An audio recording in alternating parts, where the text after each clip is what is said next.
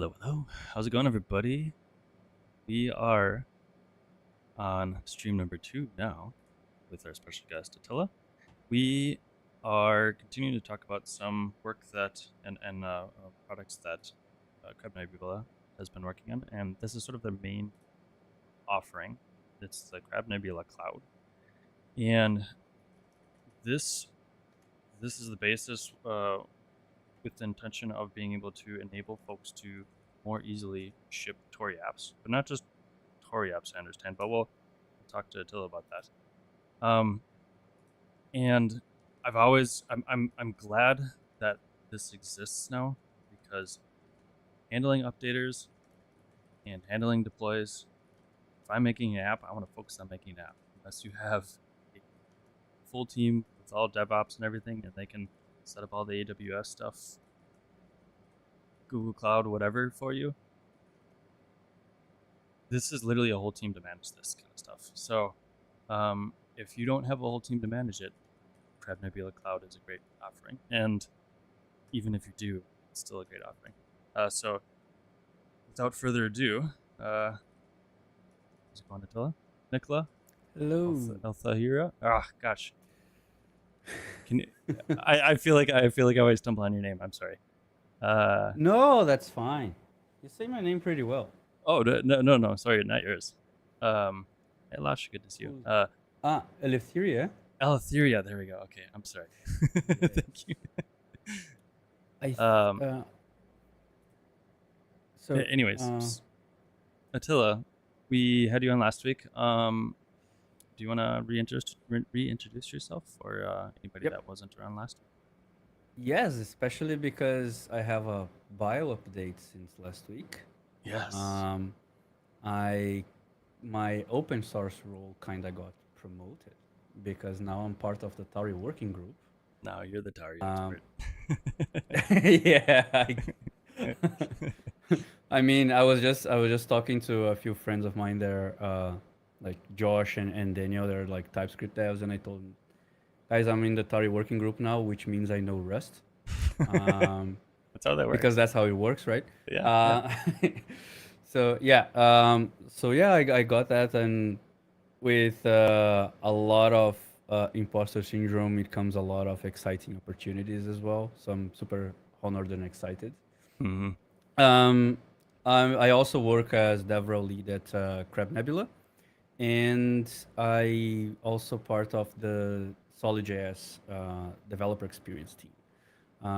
And yeah, I've been playing around with Tauri for over a year, a little bit more than that actually, and I started playing around with it on the verge of the switch between V1 and V2, and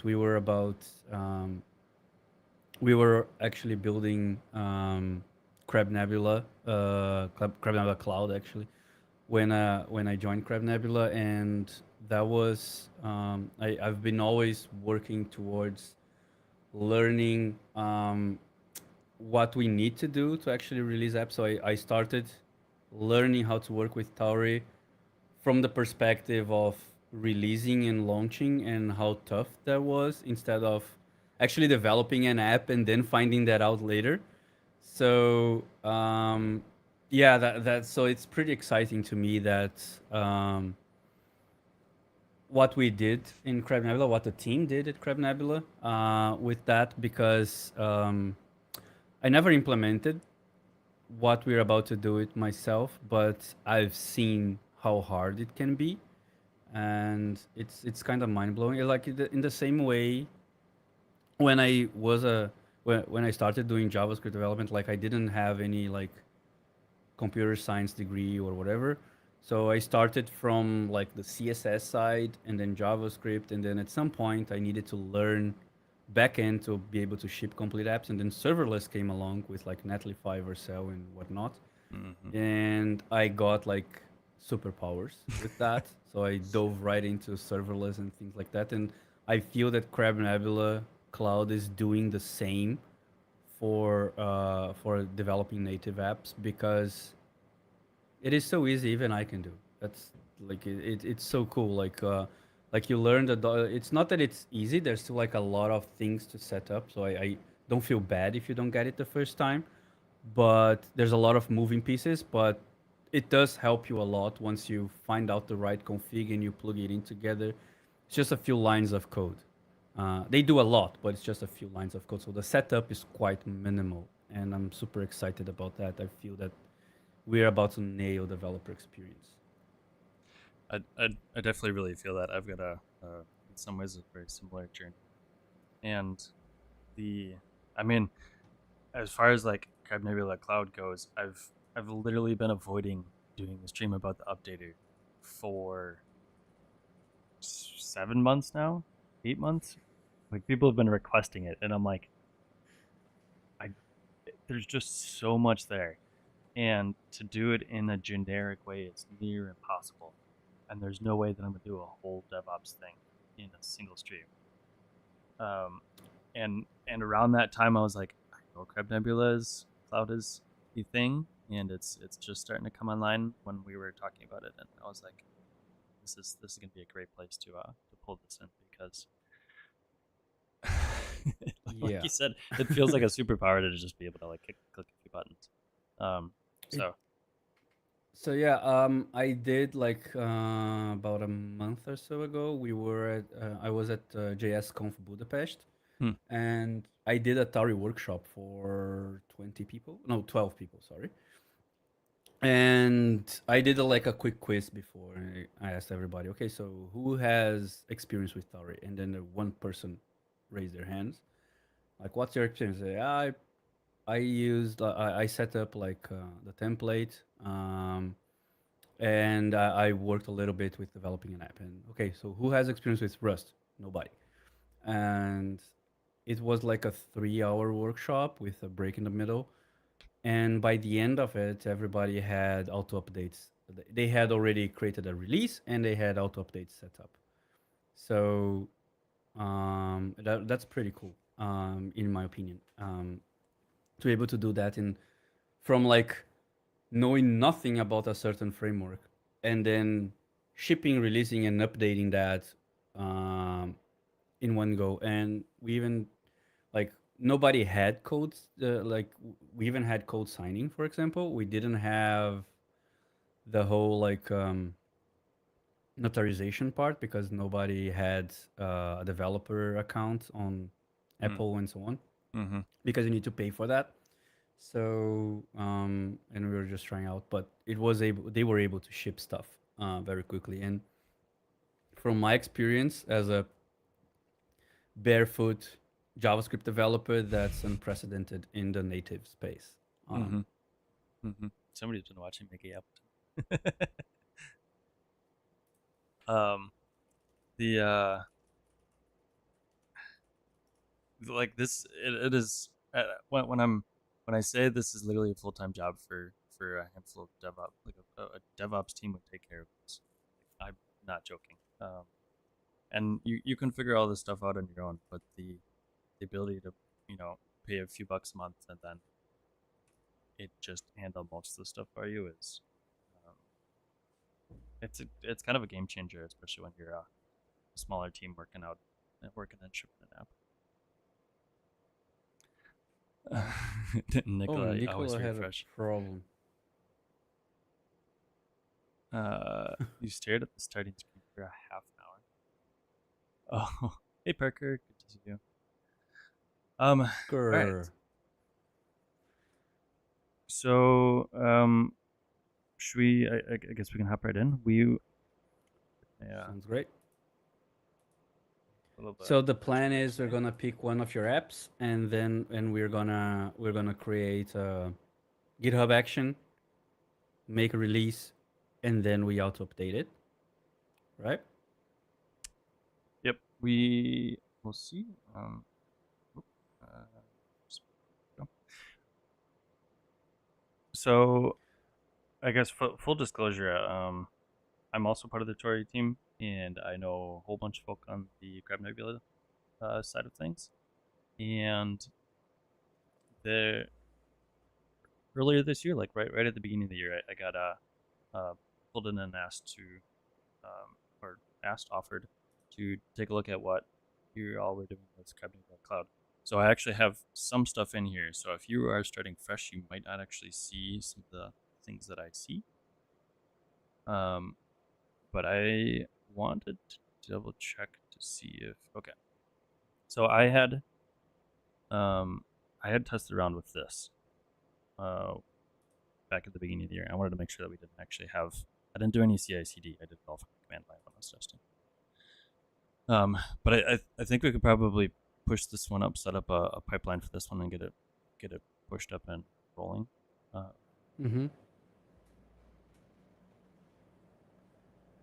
Yeah, so CI/CD, I guess, is probably the big thing.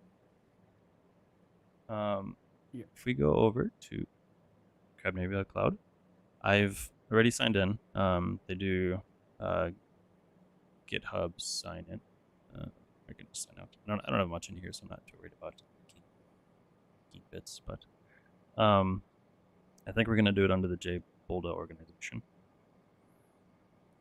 And I do have actually a test in here ready, so you can see some of the tests that I was pushing out, and I was doing the publish manually. We're gonna do the setup CI/CD today. Yeah. So go ahead. The onboarding flow should be able to guide you through it. Okay. We also have in our docs a guide if you like, if anybody is following along and so on. I can actually share the link. One moment. I just realized I am in the auto updater guide instead of the one we're going to use first. So this one I'll have to dodge the GitHub bot. You can the DM YouTube it to me, and bots, you can DM it to me. Okay. So I can DM you here.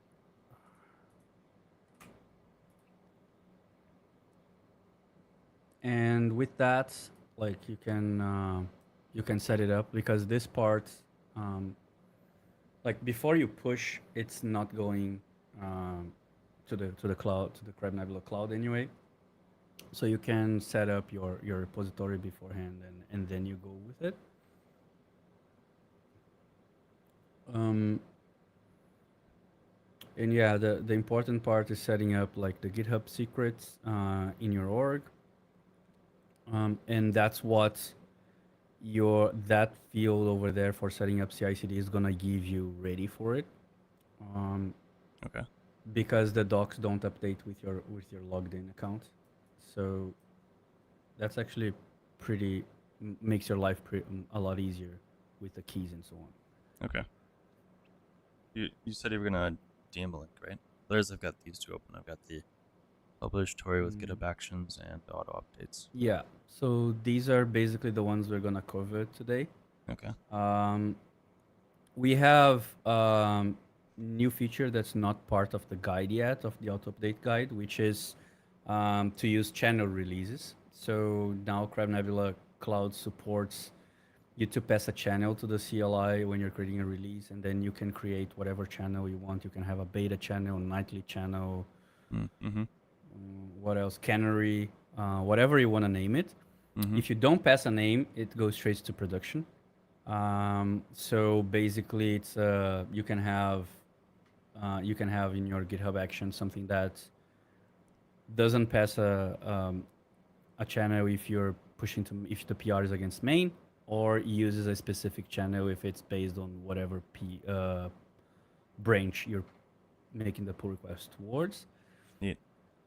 So yeah, we can add that later, I guess. It's a little bit like, it's just an extension of the current release. So what our release is going to do is create a draft PR, build everything on a GitHub action, and then push the binaries to CrabNebula. Okay. So this should, I think this is on a beta of 2. Yeah, 2 beta. So this repo is on, I can share this in the chat as well. This is on Tauri beta versions. Okay. So yeah, if you're not on if you're not on Tauri 2, I think the main difference in this case is going to be around the capabilities and like mm-hmm, the imports of each plugin, mm-hmm. because we use a few plugins for in this guide for the auto updater. I think Got the it. guide's Okay. already using the dialogue because for the native dialogue and Mm-hmm. the OS process to also be able to restart your app and download Okay. and install the update. And the events, yes. So we are also using the events. Okay. So, but yeah, if you're already on V1, you can get by. It's just knowing the difference, knowing the migration paths.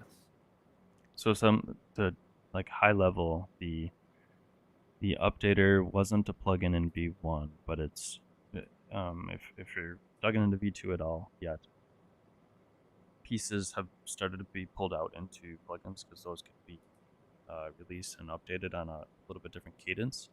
And that encapsulation is kind of nice to keep those pieces separate.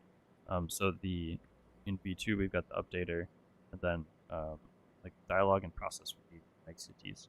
So if you were doing this on V1, you wouldn't have a plugin because the updater is, I think, built directly into V1. And you could do the same with dialogue and process, but the like that how you import it and wire it up is going to be different. I think we had both of those plugins existing in V1 though. Um, they might have actually been directly into the API though. I can't remember offhand. Okay, so the should we basically just go through this publish Tauri with GitHub Actions, I mean, we can, in or this case, like the guide starts from the very beginning, so it starts on setting up an icon and so on. We can skip that part. okay, Um, the version, the source of it's important to say, like you can add a version key to your Tauri config JSON. You can add a version key to your package JSON and to the cargo mm-hmm. toml. And the one Tauri takes into consideration is the cargo toml. So if there are different versions, that's the one that counts. Okay. So um, So if yeah, we open up our code, I have no recollection on how I have these version numbers in here. So we've got potentially a version number in the package JSON. We have a version number in Tauri configuration. Actually, oh, there it is. It's at the bottom. It goes up because they feel like they make more sense up here to me. I've got a separate Mac version here because this is we were doing fancy stuff with window decorations, but the main Tauri configuration is the real piece to look at, and then cargo toml, there's the version there. And you said was the cargo toml that mattered? yeah, cargo Okay. toml is the one that's gonna be used to version your app. Okay. Um, yeah. So the other ones are, I don't want to say they're irrelevant, but they are not actually versioning the app. Um, Okay. Is um that based off of is that a CrabNebula Cloud thing or is that a Tauri action thing? The fact that it uses cargo.toml for the version. Do you know offhand? I mean, I think it's a Tauri thing. Okay. Because what CrabNebula is gonna do is just it's gonna build your Tauri app and it's gonna put the binaries in the CDN in this Yep. case Mm-hmm. and handle the whole like versioning of the release.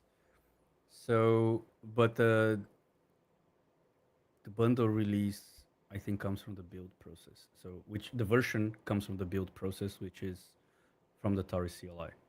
Okay. Um, so yeah, so there are like there are a few first steps we need to do. One of them is putting the API keys and our app slug Mm-hmm. into the GitHub secrets of your repository, Okay. or writing the YAML file. So if we write the YAML file, we cannot push before having the secrets, or the CI is just gonna break. Mm-hmm. Um, so Is that how do you want to go about it? um the if we do a YAML file, are we actually putting the secrets in the YAML file? No, we are using there's a GitHub exposes them to the repository. So you have GitHub offers you secrets and envvars. The Mm. envvars are public, and the secrets are not shown in the logs or anywhere. Mm-hmm. So that's what we're gonna go through the settings of your repository, Mm-hmm. and then you're gonna add those secrets there. So So then that's where the API key lives. when you're doing the YAML file, you're basically just specifying the environment variable in that Yeah, YAML in the file. YAML file, you're gonna Got it. use the Okay. $, double curlies, secrets dot cn API key, something like that. Okay. So the for Which is those that gonna be are the same. Like we're gonna do a bunch of them throughout the end of throughout this live stream, because we also have a pub key for the auto updates and the signing key and so on. So some of them are private as well. mm-hmm. So yeah. I just make sure that I got stuff turned on for actions. So the if you're unfamiliar with actions in GitHub, there is an actions tab. They've got templates for you to build it, or to use their like UI to build your YAML file, and the YAML file is what drives the whole CI/CD pipeline. Um, that will also be committed into your repo, so you'll have like a .github folder in your repo. And then when you're defining that YAML file, you can pull secrets. There's like a secrets key. So Yeah, I this just put is that on the chat. So if it's prefixed with env dot something, it's a mm-hmm, public thing, so it's gonna show up as plain text on your logs. If it's secrets dot something, it's not gonna show on your logs. It's gonna be redacted, and it's just injected at build time. mm-hmm. Ru- Okay, so probably easiest to just use secrets right now, right? Is yeah, I there guess so. a like recommended approach, or does it So, really, so the secrets, well, or like ideally you would YAML rotate them. versus not? I guess. I think the GitHub action needs to be YAML. Um, Oh, I see. I see. So you make the you're when you say YAML, you mean make the GitHub action in YAML and then put the yeah, secrets. Got it. Okay. yeah. I thought there So was a the like a CrabNebula YAML file. No, no, no, no. So yeah, so now we have one environment secret, and one environment variable. Got it. Okay. So And the secrets are the thing that those will be redacted if they, in yeah, theory, if you use them anywhere within the your workflow, those get redacted. Variables are yeah, more just like those would be like a client ID, which is yeah, uh, in some ways public, or at least it doesn't need to be encrypted. exactly. So you need to generate an API key for your org, and Okay. that's gonna take read and write access. Okay. So then we would go But to if you do that on screen, that's gonna show though. yep. I will do it off screen. um, yes, Daniel. I saw that. I was like, yeah, can oh, I guess this is right. I was like, yeah, can we do that? Because I don't want to. Exactly. I do not Yeah, but want to that's exploit the not code. gonna redact when you copy paste it to GitHub. Yeah. Yep. So like this box right here is going to be Yeah. the. So I'll do new environment and we'll name it. Then on the next screen, I gotta paste it. So we'll make sure to redact that. But I'll leave this here for the moment, and I will pull it off screen when I go to paste it. Okay, so you said go to API keys. So you need to create an app, right? Okay.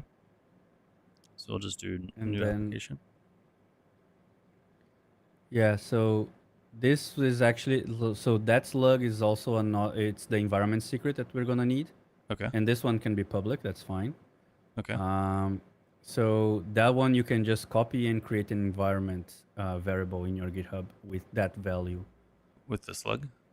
Yeah, technically you could also hard code on your action workflow, but yeah.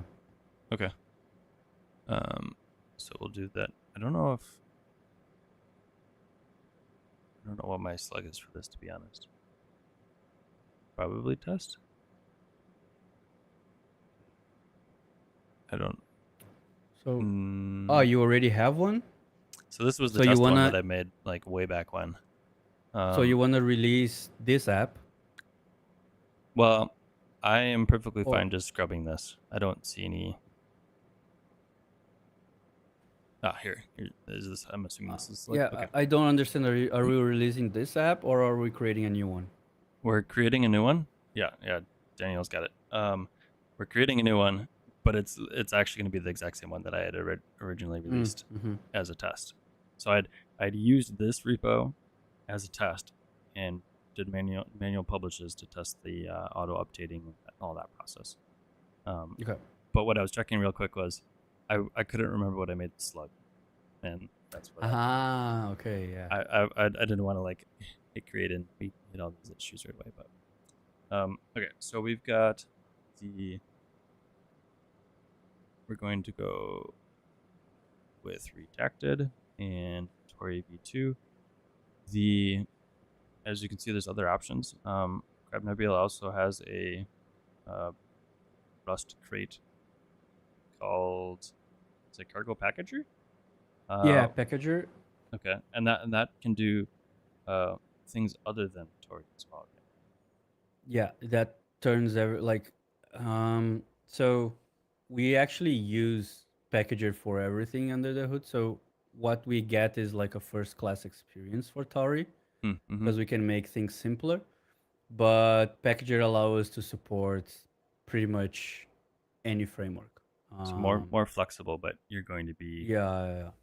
paying for that flexibility So, with I more mean, complication. yeah. So packager is gonna turn like your build into a binary. So we can support with that. We can support Electron. We can support Ionic or Capacitor. This kind of like any kind of app, even actual native ones. So Cool. React Native and so on. We can do that. Okay. And that would be packager in this case. But I guess for these cases, for this use case, we're going to do Tauri v2. Yeah. So we'll go ahead and create, and that, nice. Then you get some confetti. Nice. Can't hold confetti. So is there a So we were thing I going should to click set for up the secrets? CI/CD, right? Yep. So you can click on that card. Yeah. Okay. I think that gives you a leg up on the process. Okay. Oh, it sent you here. Yeah. So that would be your regular flow, but I'm doing the copilot thing over here. Okay. So then we can generate an org key now. Did you already created the environment secret? Sorry, I didn't I did see not. if you. So this will be So then you can have a public variable with your app slug, and that you can name. We usually name cn underscore app underscore slug. Okay. Usually all caps though, and vars and all.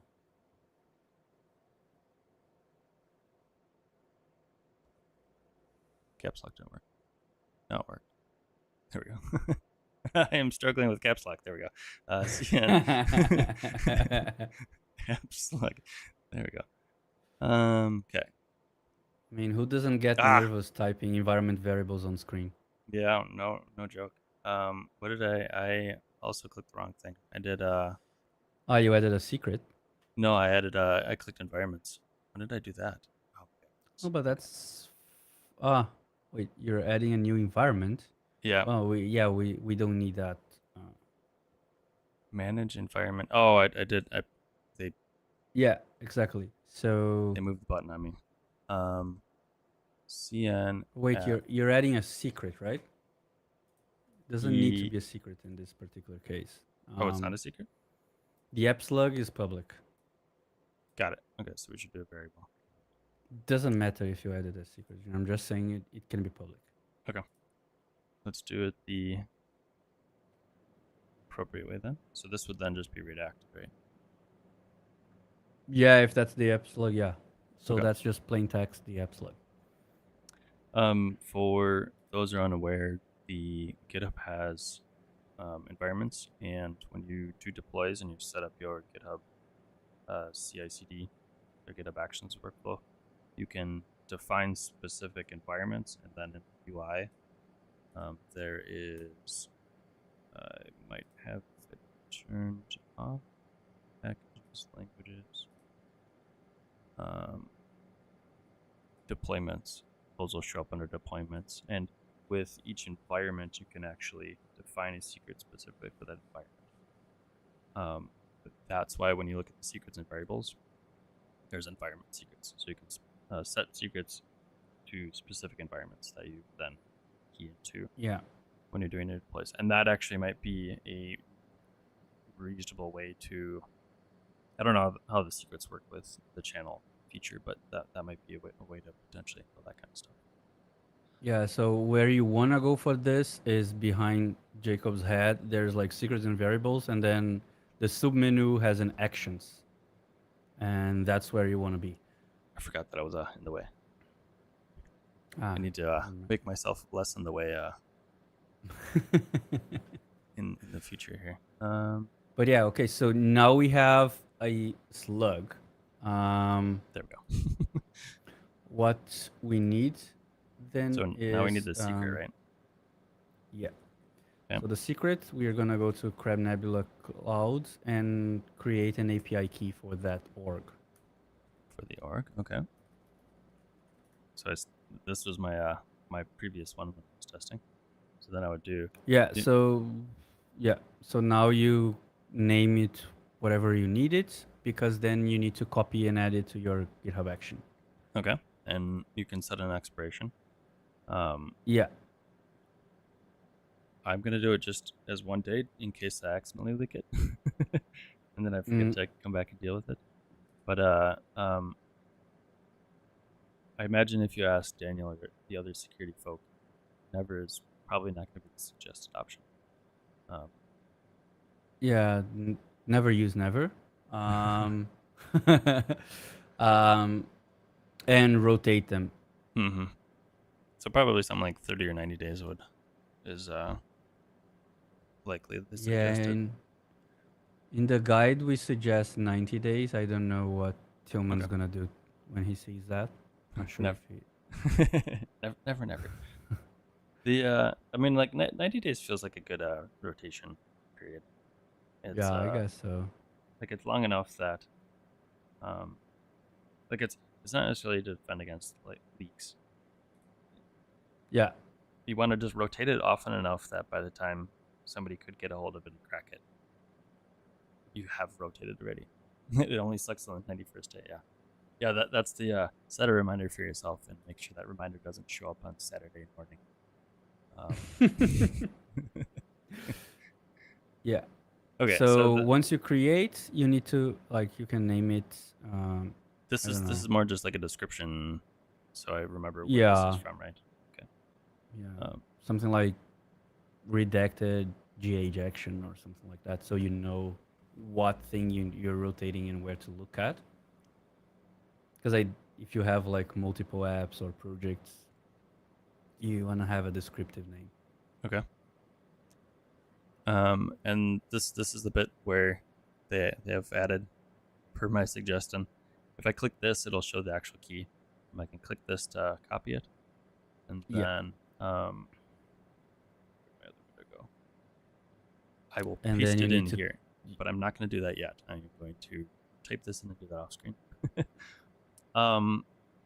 So this will be, is there like a recommended name for this that you use in Apex? So according like what we do is CN underscore API key. API API underscore? score key underscore key, yeah. Okay.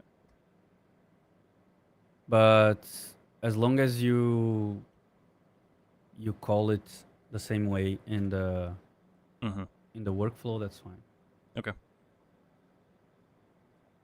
Off screen, paste, add. Okay. So now we have our key.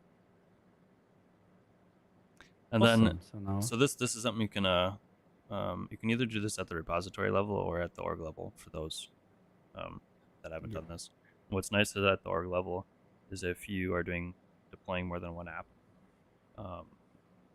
that rotation becomes less arduous because you can update it at the org level on everything.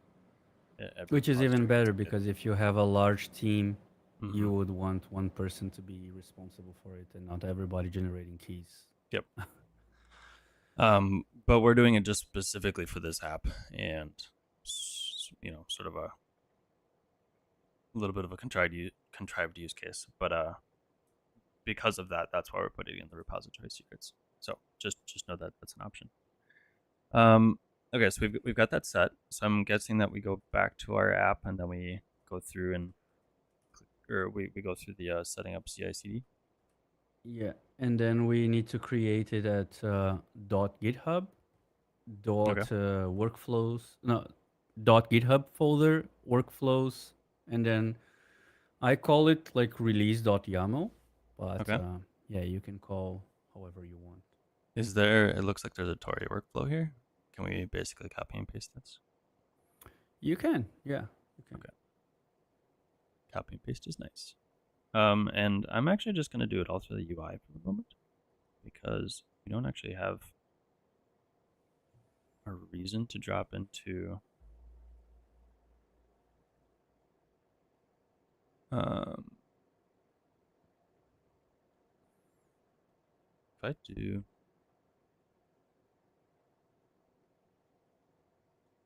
okay, so it would be .github /workflows Slash /release.yaml. And you can see GitHub starting to help us out. So this would be like doing it through the GitHub UI. And what's nice is they've got this built in, yeah. like IDE, make sure your code is checked kind of thing. Mm-hmm. And okay, I can. I just want to make sure I So could actually branch still. wait, well, we need to do some updates there because Yep. the on which line is it? The app slug on line 7. No, no, no. A little bit above. You're defining. And there's a default. Where's the default? Well, should we just go ahead and walk through everything here? Can kind of talk about Yeah, all these sounds different pieces. good. I just your screen is kind of small to me. Let me try to make it bigger. Yeah. Okay. Now I can see Oh, it. here I can do this too for Okay. No, no, everybody no. else that's That's on fine. It was just like the actual like whole screen that was too small. Cool. So now what we have is like the workflow dispatch is if you because you're gonna be able to trigger that workflow manually, and Mm-hmm. then it's gonna use that app slug as the input. Mm-hmm. Um, which but oh, okay, so you're not you copied from the CI. Yeah, So this is that, not actually yeah. So we are. I was looking at the guides, so that's slightly different, which I need to update that. were you looking at this one? Yeah, I was looking at this one and this one because this one has a listener when you push to main.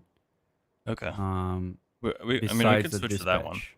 Like I guess the high Yeah, level on this one is using the workflow dispatch, which yeah. you can think of it like a webhook, which will trigger a run, and then we've got a draft job, a build job, and a publish. So then the draft will do a build on all the 3 operating systems and build your Tauri app. And it's building it directly, so there's no Tauri action involved.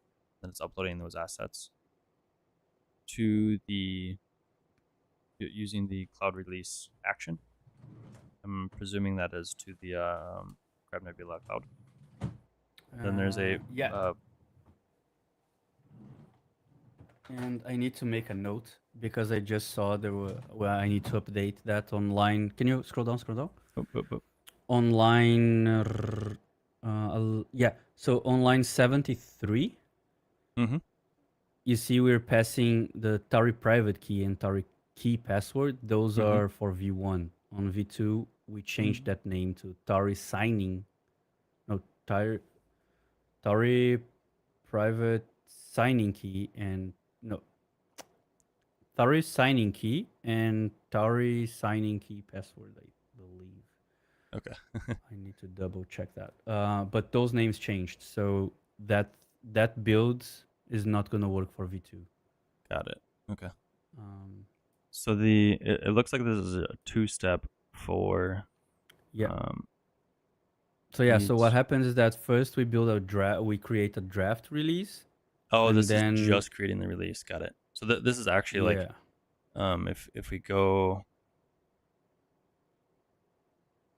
like you can. Oh, I guess this is my test. When you do create release, um, this is actually like generating a release, and yep. you like it's the thing that you attach all the assets to. So it generates the release, and then it um, And then the release is only published once it has successfully uploaded the binaries. builds the thing and uploads it. Yeah, and then the last step. That's what these needs are doing. That last step Yeah. after the build is complete, then this runs and actually marks it as published. So Yep. this whole process actually happens just off of the workflow dispatches, which again, Yeah. think like a webhook effectively. Yeah, and we didn't point it out, but that matrix key is actually triggering the 3 build steps concurrently. So Mm-hmm. in this case, we're building for the 3 desktop platforms, and the matrix actually builds them at the same time. Yes. So yeah, so that's good to save you some CI computing time. Okay, so we think what we're thinking to go through this one instead, right? The published Tauri with GitHub Actions. Yeah, because this one already comes with the listener main. So then the first one, so this one has the continuous deployment part, because yeah, Mm-hmm. Okay. and then this one has the default. For that's why I said there was one, and then when I look at your screen, you didn't have one, Hmm.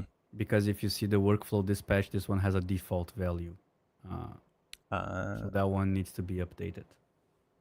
And description required type. Okay. Don't have it here. Got it. So then if we kind of go through this, we've got the main addition here is that in addition to the workflow dispatch, we also have any pushes to the main branch. So this means that the code that you have on main is gonna immediately be published, um, which becomes much more useful now that we support channels as well, because then you can have one very much protected branch that is the one that has the code that's in production, while you can have other channels that you're pushing to QA or pushing to test flight or something like that. So there's options on how you want to actually do your deploys to prod. You can do Exactly. like your PRs could be a channel, like that could be a either a PR or a like feature branch. Could be potential canary or secondary channel options. Or main branch could be like the beta or the next version of the app. And you could have a like release or prod branch would merge into that after everything's good on your beta app. Or you could do the more direct approach of anything that hits main goes to prod right away. So there's options. And on the code snippet below, there is a very important key as well. It's cancel in progress. Yeah, because as builds like can take a few minutes, what you don't want to have multiple builds running every time you push. So if you push often, what's gonna happen? If you happen to merge like before CI is done, it's gonna cancel the one that's running and start the fresh one. Um, so that saves you time as well. Okay. And here's the draft, similar to what we have in this other one we copy and pasted. That's just creating that draft release. And then you have the matrix of all the OSs you want to support. So in this case, if, for example, your app doesn't want support one of those, you can just take it out of this array and done. Mm-hmm.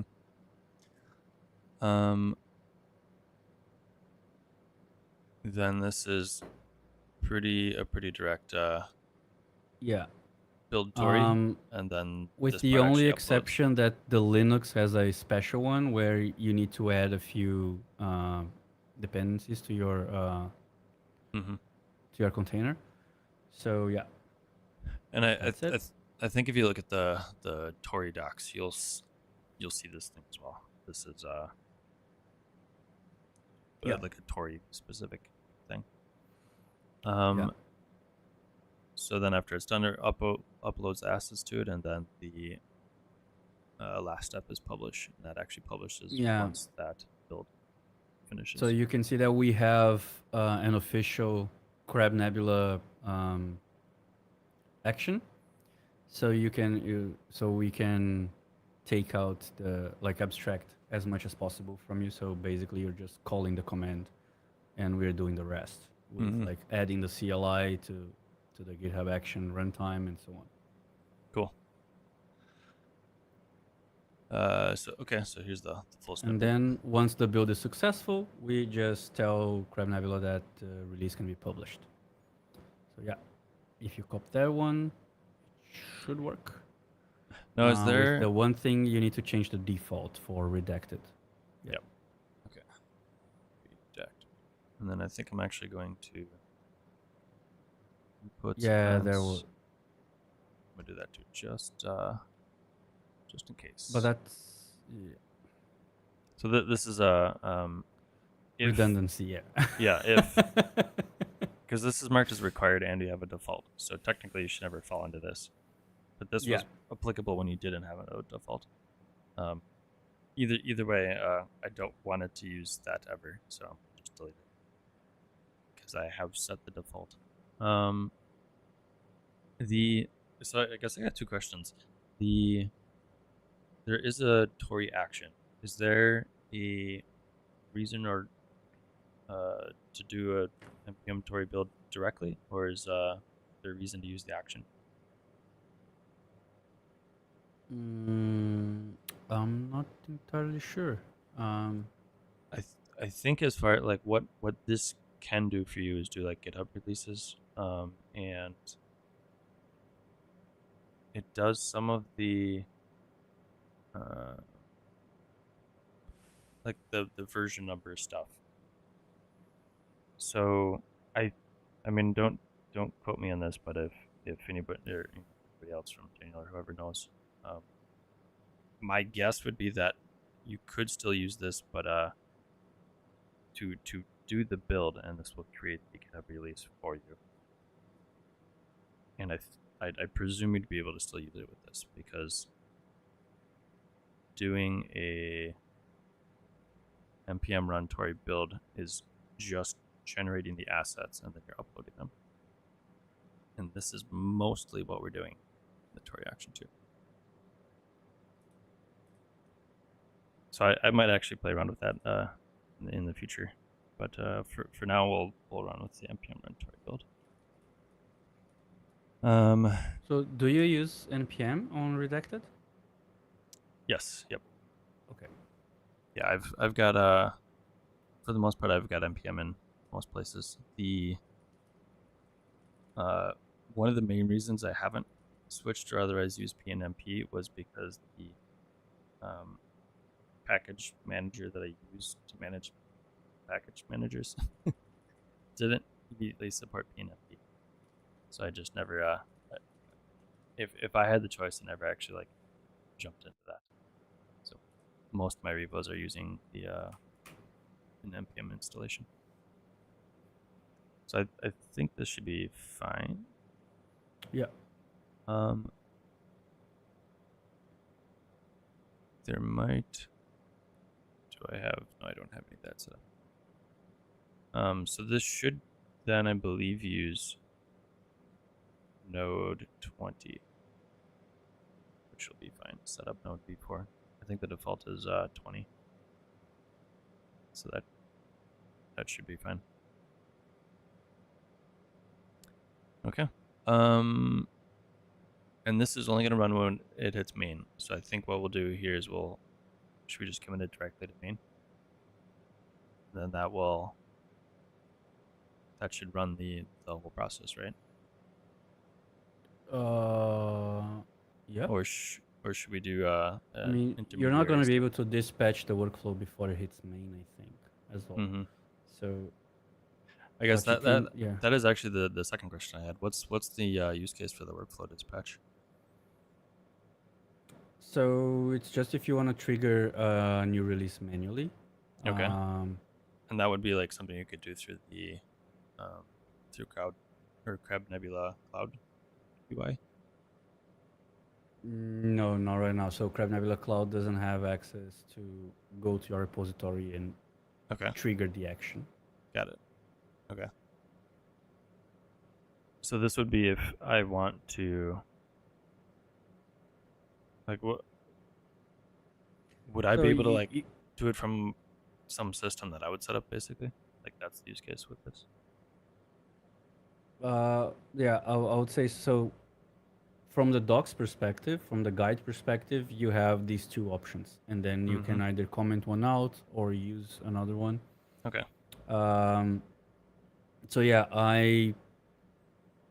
yeah, as you, like originally there was on the original guide for the CI, the reference guide, there was only to the workflow dispatch, but yeah, I think it's important to have also the on push, to have some to have an example of how a CD would look like. Mm-hmm. So yeah, Okay. Yeah, I imagine that more people are comfortable with the push to branch process over the workflow dispatch. Um, I think there's two types of dispatches: GitHub Actions, workflow dispatch. Um,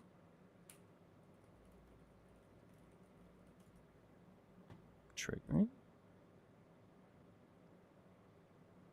events. Nope. so there is the workflow call, workflow dispatch, workflow runs. Is that what you're talking about? Yeah, there's is it repository dispatch? There's workflow dispatch, and then there's one other one. Um,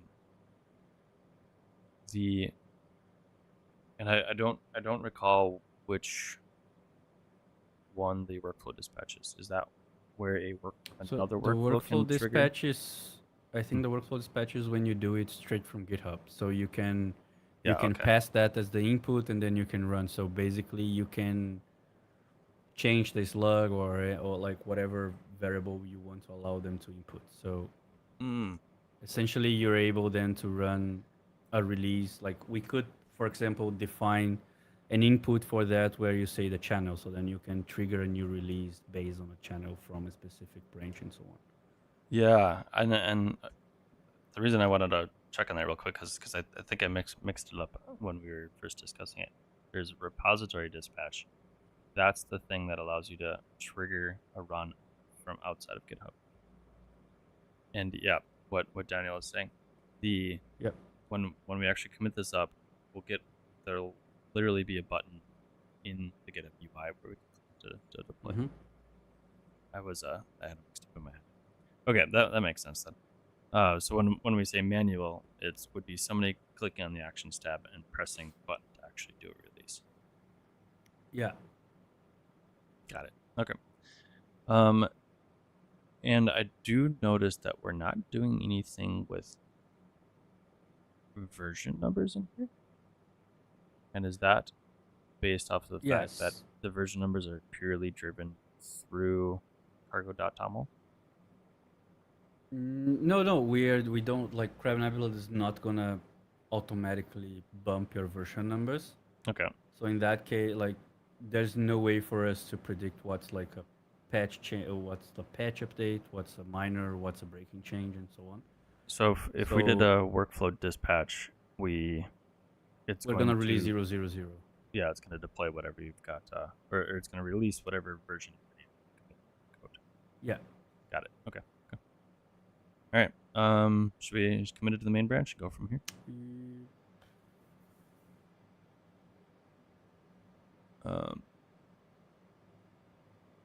CrabNebula Cloud.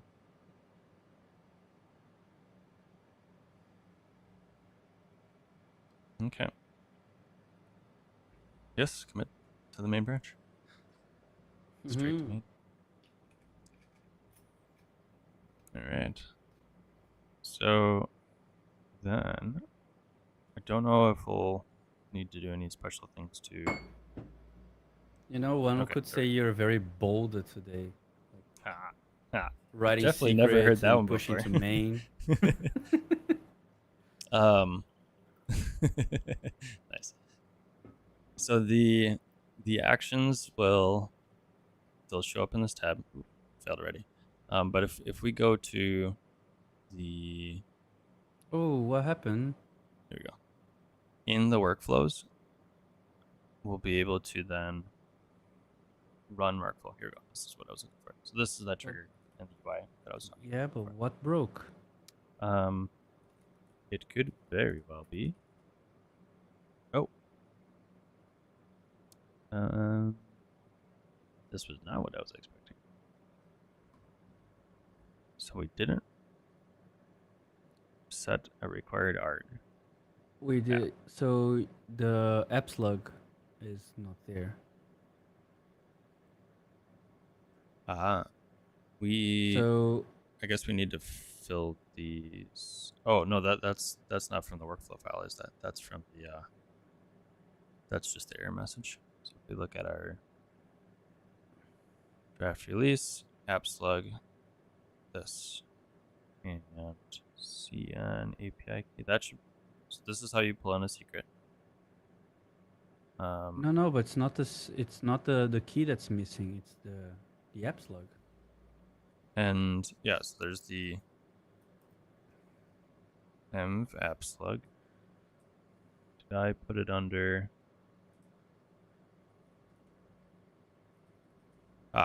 So CN app slug comes from GitHub event inputs. So in theory, we could.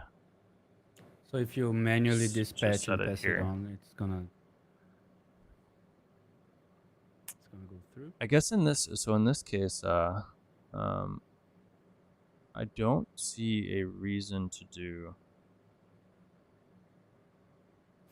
just hard code it. Yeah, where is that button? Here it is. So here I could put in the slug. Yep. That's not really going to change though, so I don't see a reason to like have that as a dynamic thing. Nope.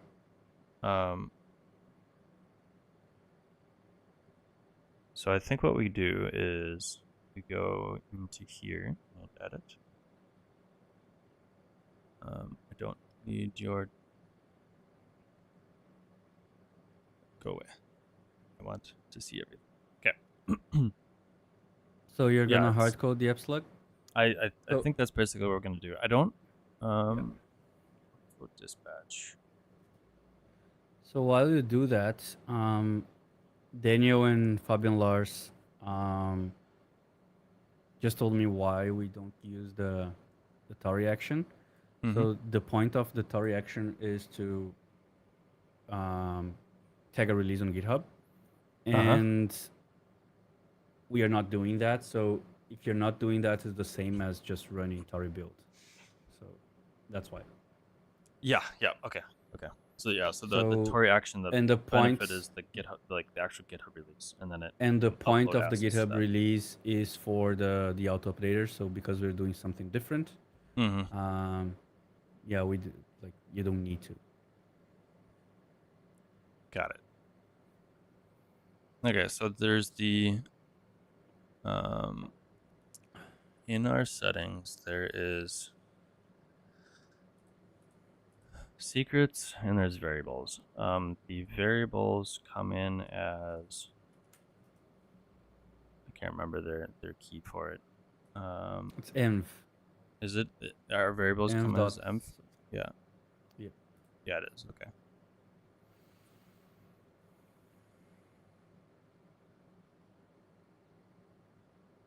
And that talks about all of the, yeah, okay.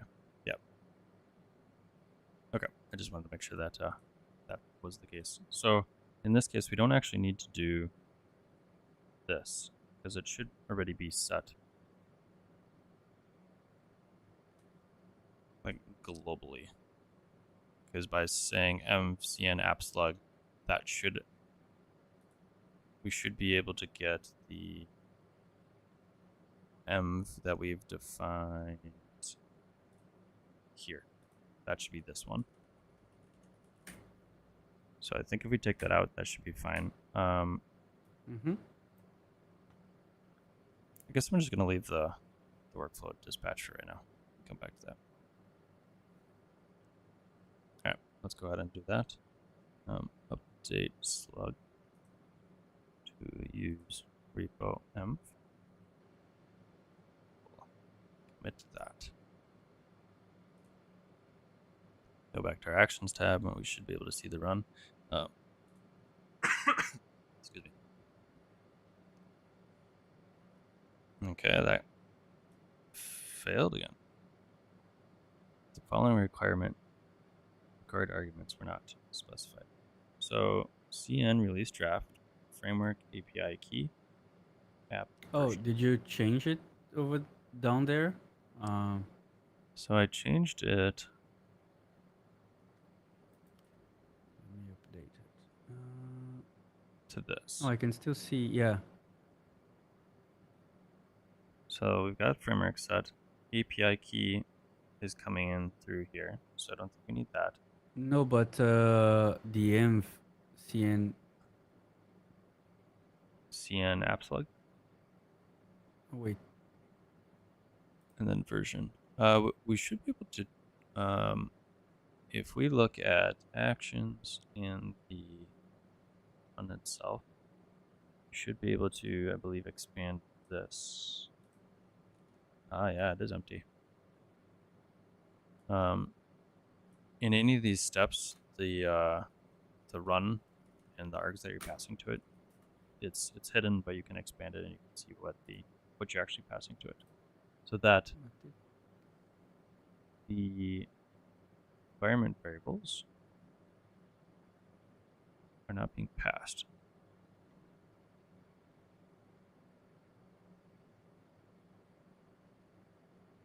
Is it env? Well, all of these examples just have it defined at the root, and I don't need that. I just want it from. Okay.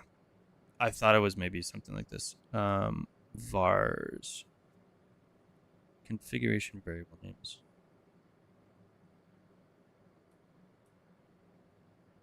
Is that what we need? I want to say it's vars.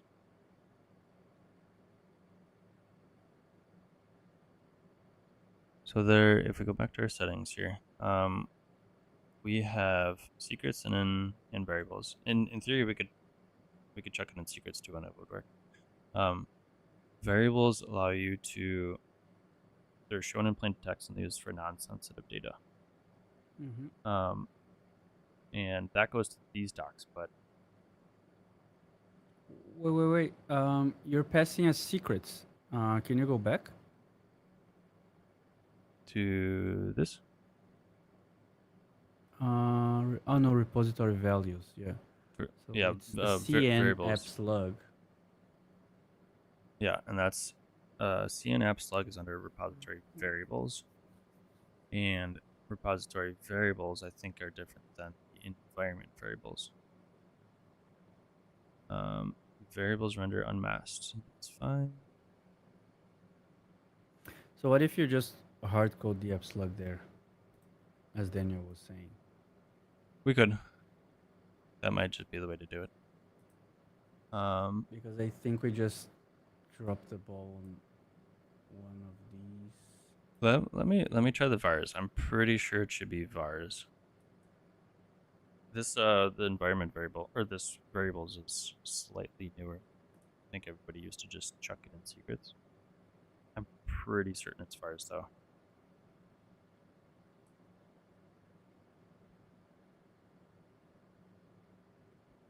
Okay, and I do actually see you can set a version number, which is kind of nice.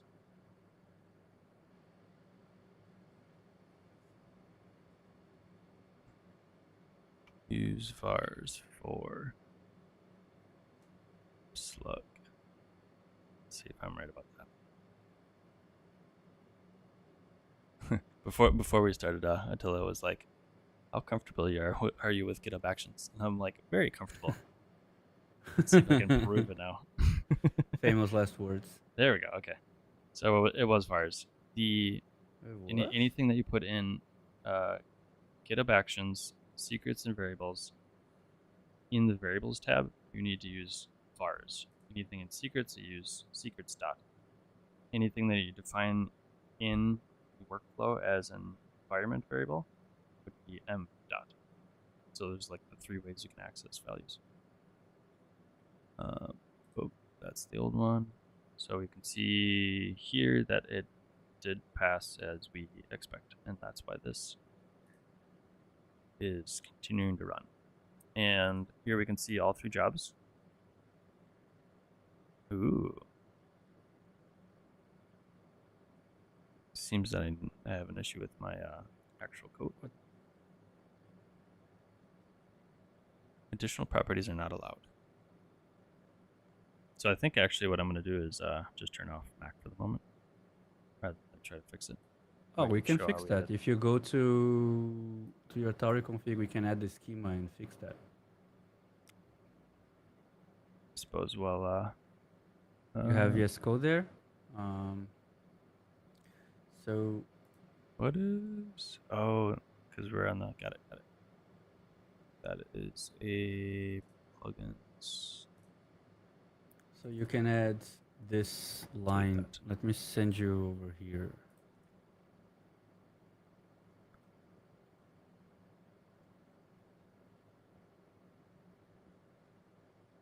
Okay. I still had we had done on stream a month ago or so. We were playing around with creating a plugin, and that's in a separate PR, and it is added to git ignore.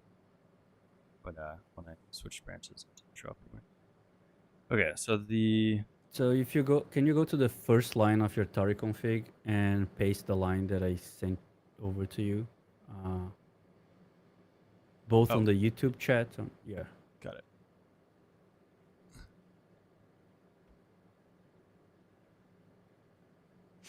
Okay. That should allow VS Code to tell you which key you shouldn't have.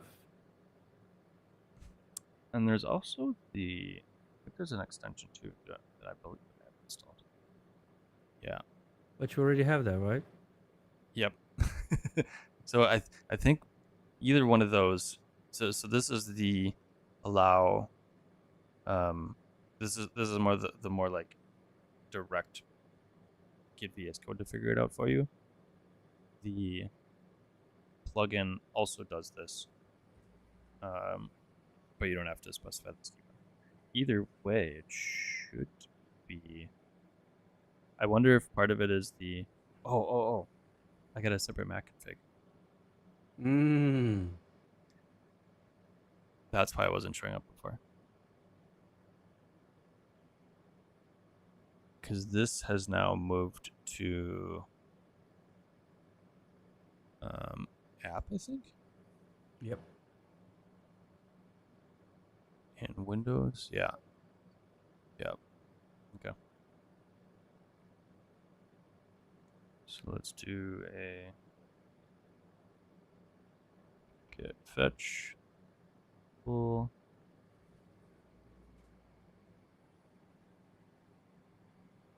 And if we look over here, we've got pieces of it still running.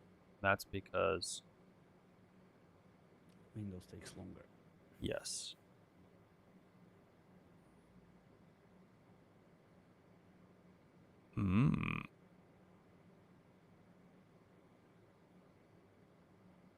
Failed to run custom build command.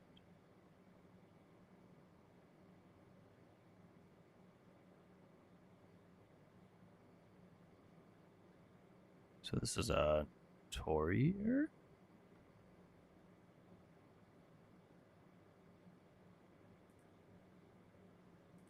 I feel like somebody mentioned this. If anybody is in the chat and knows offhand, I think I recall seeing somebody mentioning something like this. That something had updated. We might need to actually like bump our Tauri version. Did the Windows one finish? The Windows one failed as well. Do we need to do an unexpected config condition?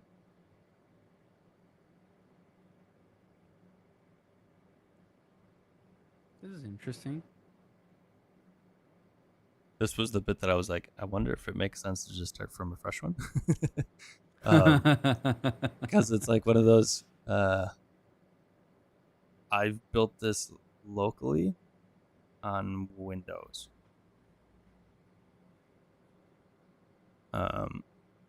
Right, test.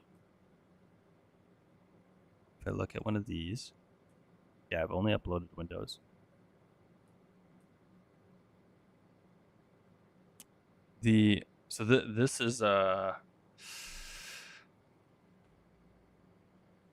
think it's Tauri. It's Tauri beta. It's 2.0 from the it is beginning, right? yeah, it is a beta, and I'm pretty sure I ran the migrate on this. I think this was actually the one that I did my V2 beta stream on. But it's probably been a minute since I touched this. If we look at our API, I don't have anything clearly set here. CLI. Oh, can you? Oh, you're You wanna saying try just it? migrate to Go IRC? I'm guessing that like things might not work once we actually deploy it, but that might honestly be fine.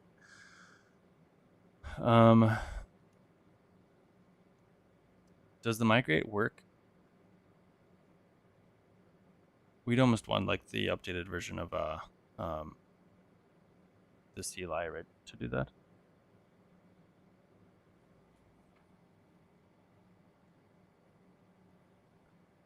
Does the cargo? Oh, that's Creator, yeah. Does cargo has the command directly too, right? You wanna do cargo migrate? So the reason that I'm the thing that I'm curious about is we've got CLI specified here. If we call migrate, I don't recall if that is going to be using, like, will it be using the latest, or will we run into issues because that might be on an outdated version of the CLI. That doesn't come out nice. So I'm on beta. I guess beta You could 21's use not too. npx Tauri Yeah, that's a good idea. MPX, At latest migrate. Tauri. It would be. Is it at latest? It would be at next, I think, right? Next, or you can just pass a specific version. I think it's RC0, right? Looks like the CLI is on RC3. Oh, RC3, yeah. And it would be under this. It would be under the CLI. So I think it would be CLI at 2.0.0-RC.3 migrate. Let's give that a shot. Yes, please install. So this will, on the fly, download the CLI, run it from that version, which should give me whatever the latest is as far as migration path stuff goes. And we get some updated bits here. Oh, wow, there's a lot of stuff.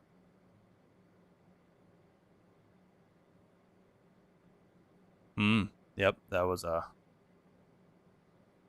change. And does this update all these two? Okay, so those all say RC. Okay.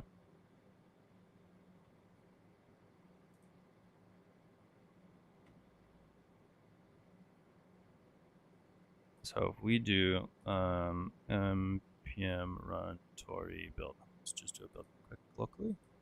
Make sure it finishes. And we can push that up.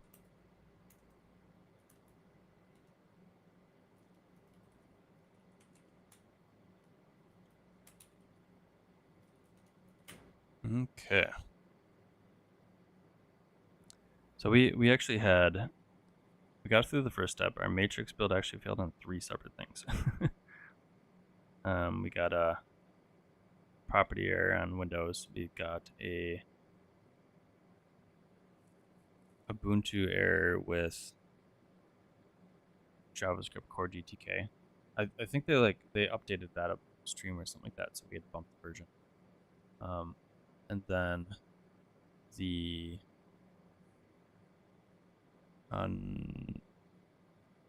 I guess Mac and Windows failed with the same error then. Okay, that's good at least. No, it didn't. So we have a question on the chat from Lasha. So, yeah, you wanna hit this one? we certifying the app is definitely a little bit tricky. I get your pain. We are not gonna cover the certification or like notarization of the app. We are gonna do code signing though. You can have an ad hoc signing, which doesn't prevent the macOS from complaining about your app, but it at least allows you to open it.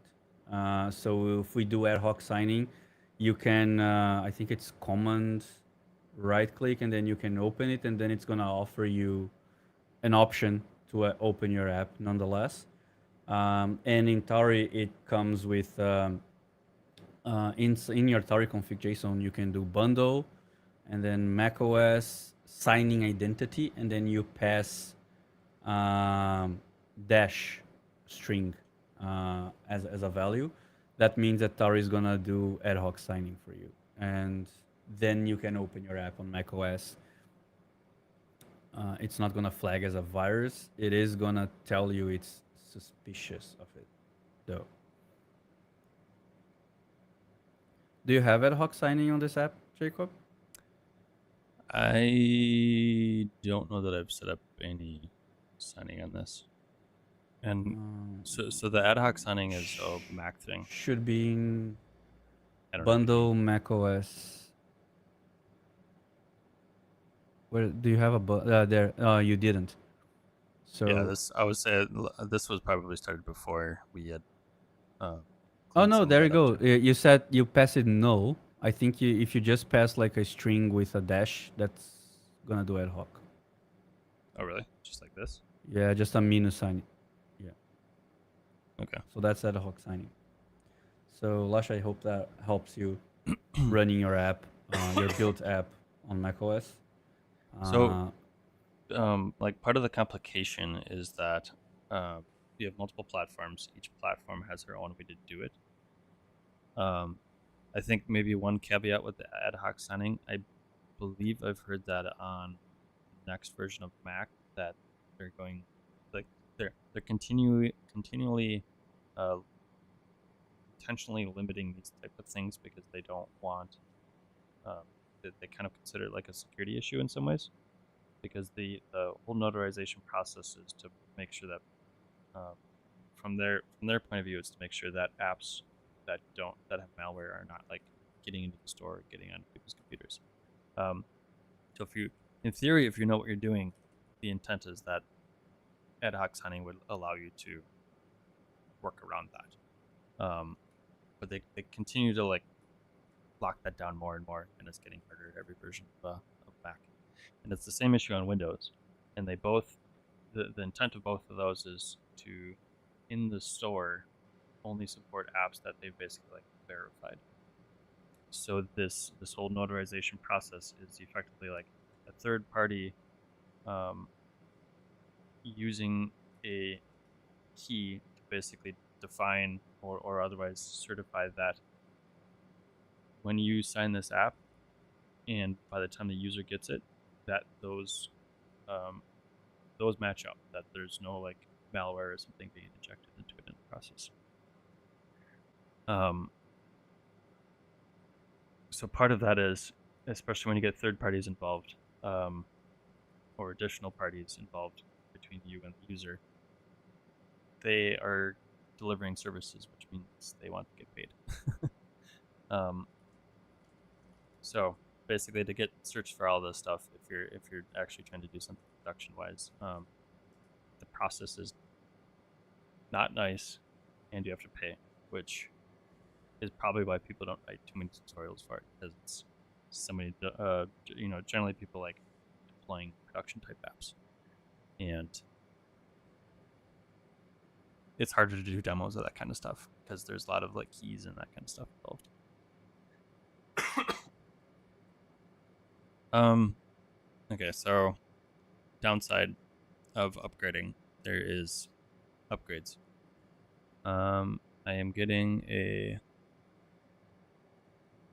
WebView window is not exported. oh yeah, because I think now it's under OS, right? Is that what's under OS?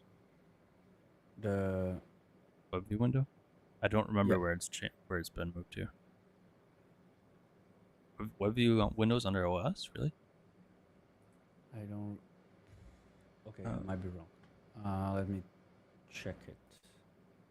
I have way too many tabs open. I know that pain. Um, API. I guess we just go back to the reference. JavaScript API window. I know they've moved around a couple times. But part of the reason that they've moved is the communication around them has kind of needed to adjust because now you can create multiple web views in a window. Before there was more of a one-to-one sort of expectation. Um, so there is, which one do I want? Making a new window.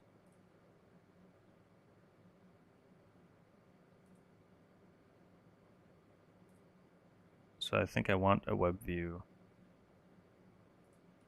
No, I want a new window. Window. So I think Windows in core. Yeah, not OS core. Under core, there's a.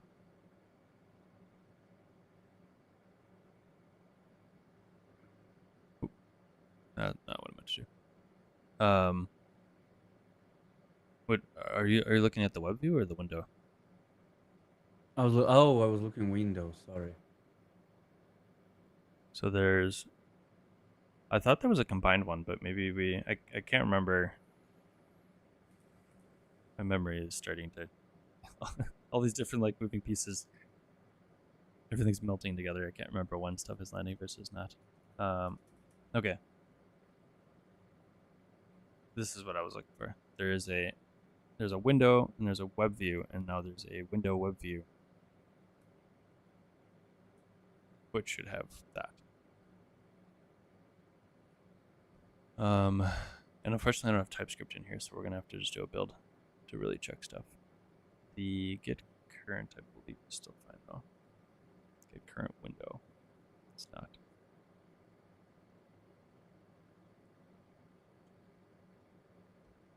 Okay. I think that's it. And I only know because I've done this upgrade on a couple other projects. It's not exported from So API get current window now. Are those toxic?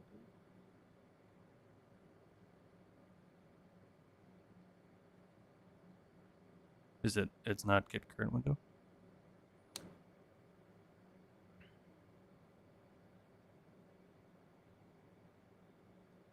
Web view, get current web view, get current window. And I am, what am I doing with this? Current window.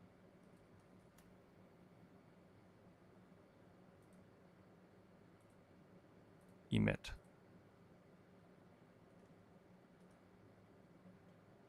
Yeah, so that should be.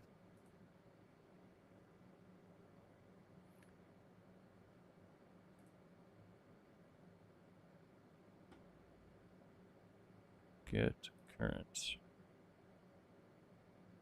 So are you pushing stuff? I haven't pushed No, anything. you're not, right? You haven't pushed a migration yet. Yeah, because it's not building locally right now because of these changes. Okay, I guess Yeah, it's just still... that I cloned the repository. Oh, sorry, I didn't know you were doing that. No worries. Fingers crossed this builds.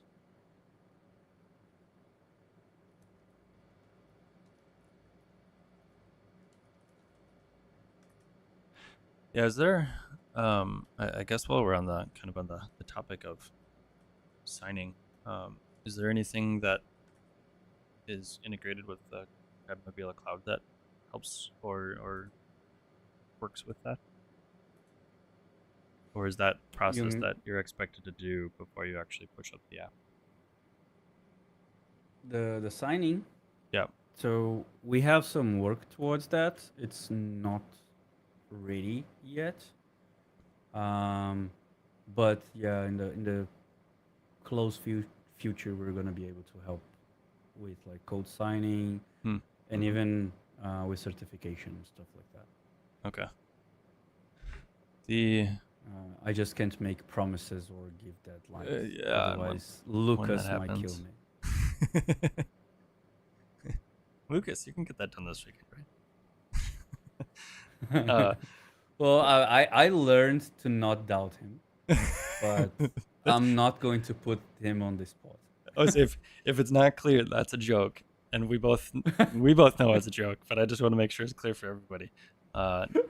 Lucas is both involved. Does he's what, CTO for CrabNebula, and Yeah. okay, and he's one of the co-founders of Tauri, so he Yeah, ships a lot of so code. We'll put it that way. to the ones that don't know, the CEO and the CTO of CrabNebula are the creators of Tauri. So Daniel is in the chat, is my CEO, and Lucas is the CTO.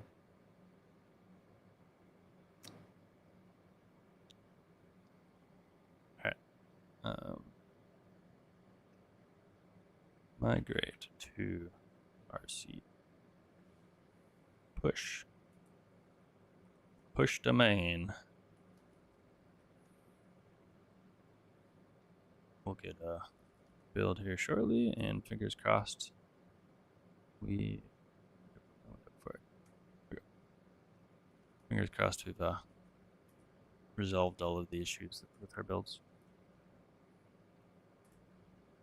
So now I just pushed your code, and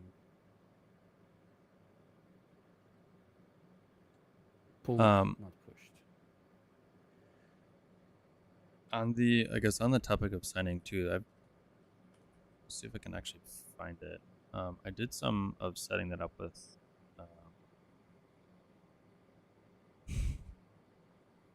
Bro, we should do that. I don't remember what private repos we've got, but I did in this is part of my I tried to run. Slayer work here. So Vite is complaining about WebView window not being able to resolve. Even after my push. Yeah, it didn't break, but Vite just told me it could not do that. Let me see.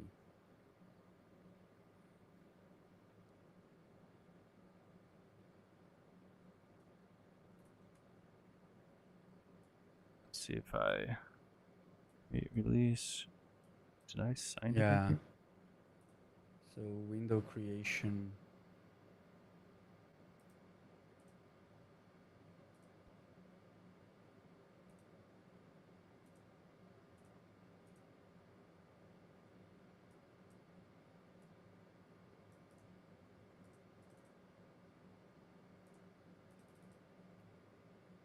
Nope, I'm not doing it in here.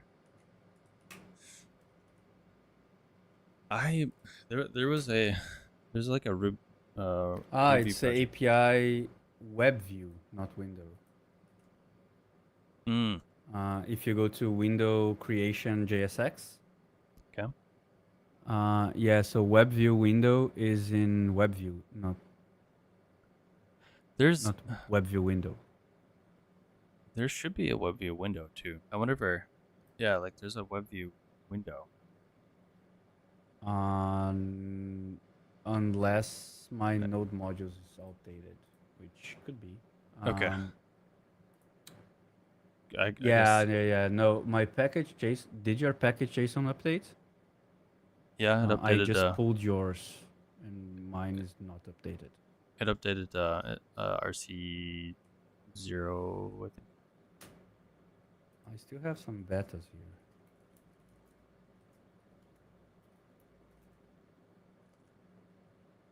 At least I thought it did. Let's double check and see what I pushed.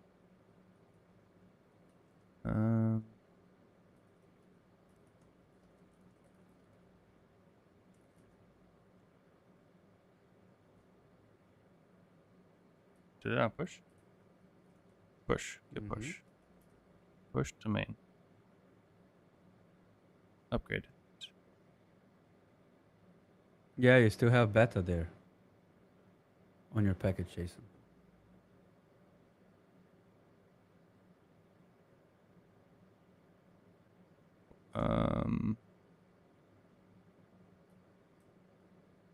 Did it not push Huh. I could have sworn it updated these too. If we do in npm outdated. What?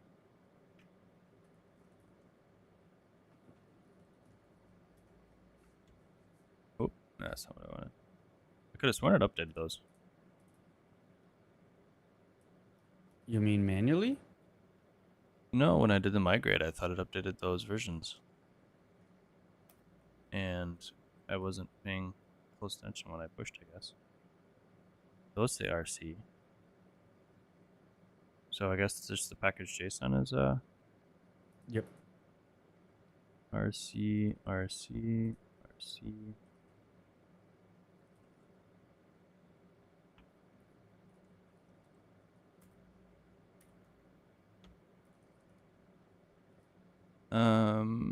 Okay. Weird. I could have sworn that I saw those versions bumped.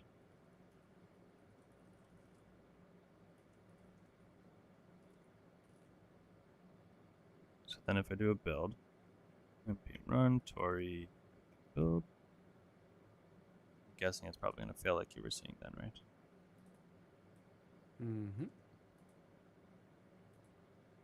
And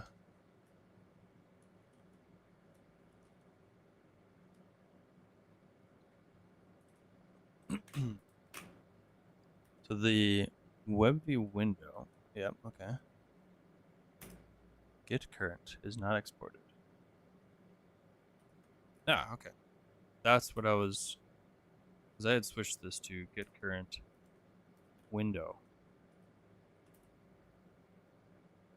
And my node modules was disagreeing.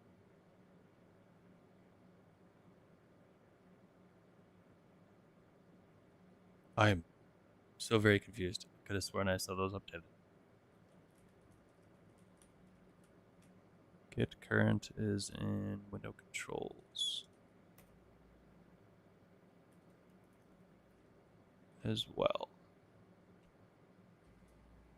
Use state git current.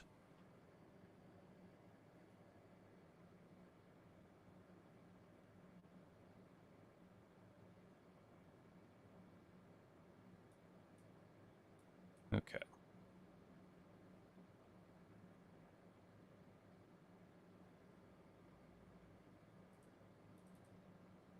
Fingers crossed this works.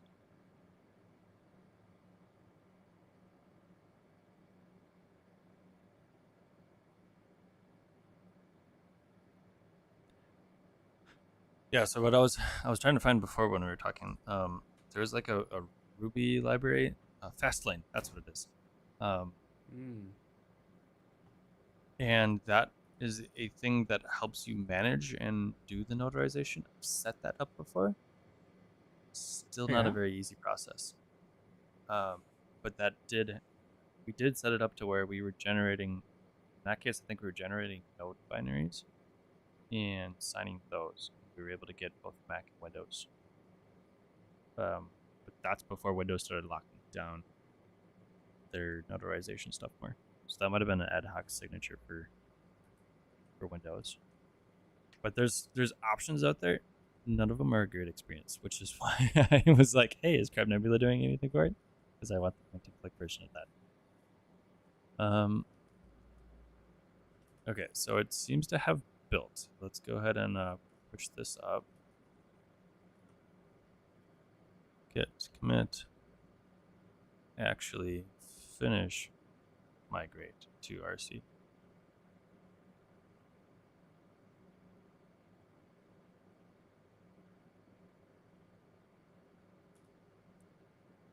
Like as I'm doing this, I've realized I don't think it's actually set up my signing key on this computer either. So my commits are outside. F in chat. Okay. Is that what they say? Okay, so we'll go and presuming if Mac on Linux build, then Windows will build. So this will give us this is actually going to give us a full publish, right? Because we're publishing from the main branch. It's going to generate a draft. If we look here,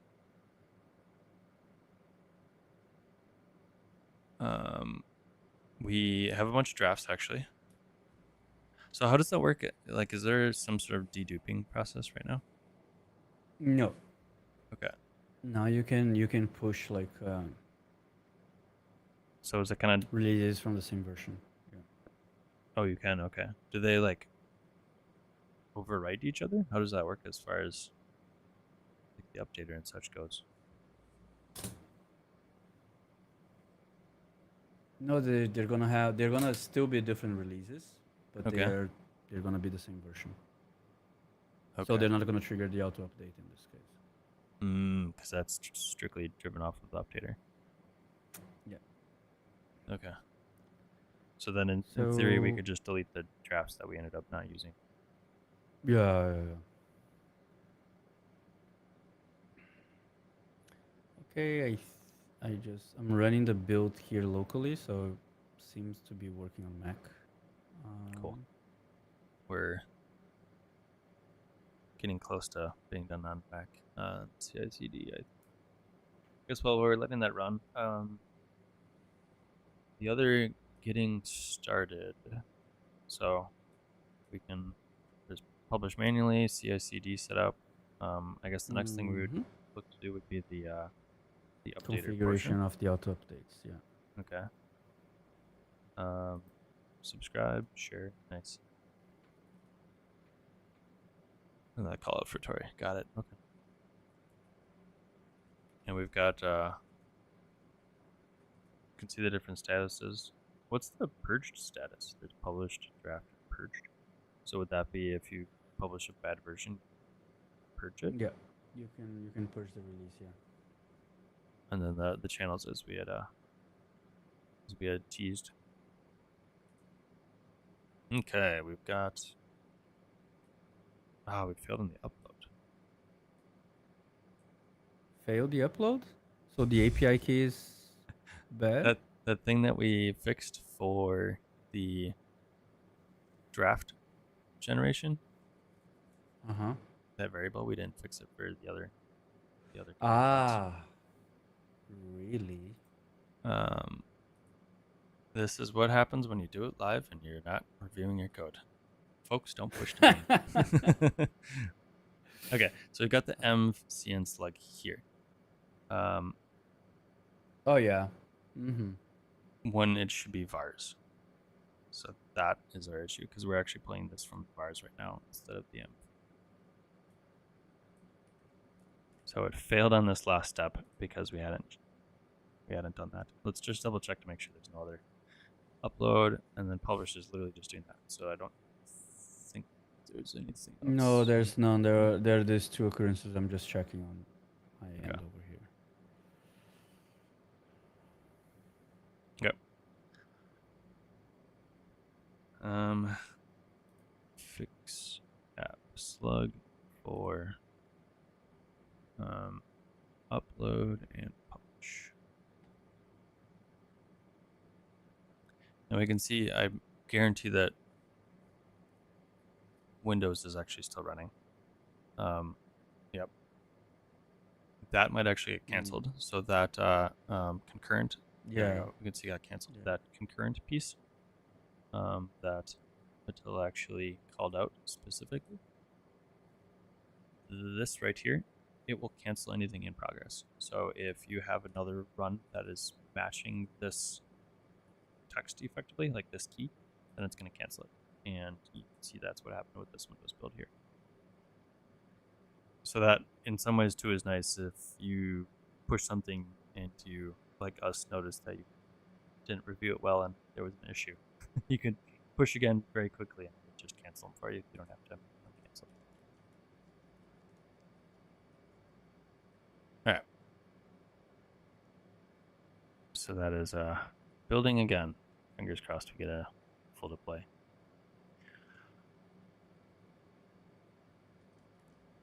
So as far as the auto updater goes, once that shows up, it's going to be like a published app.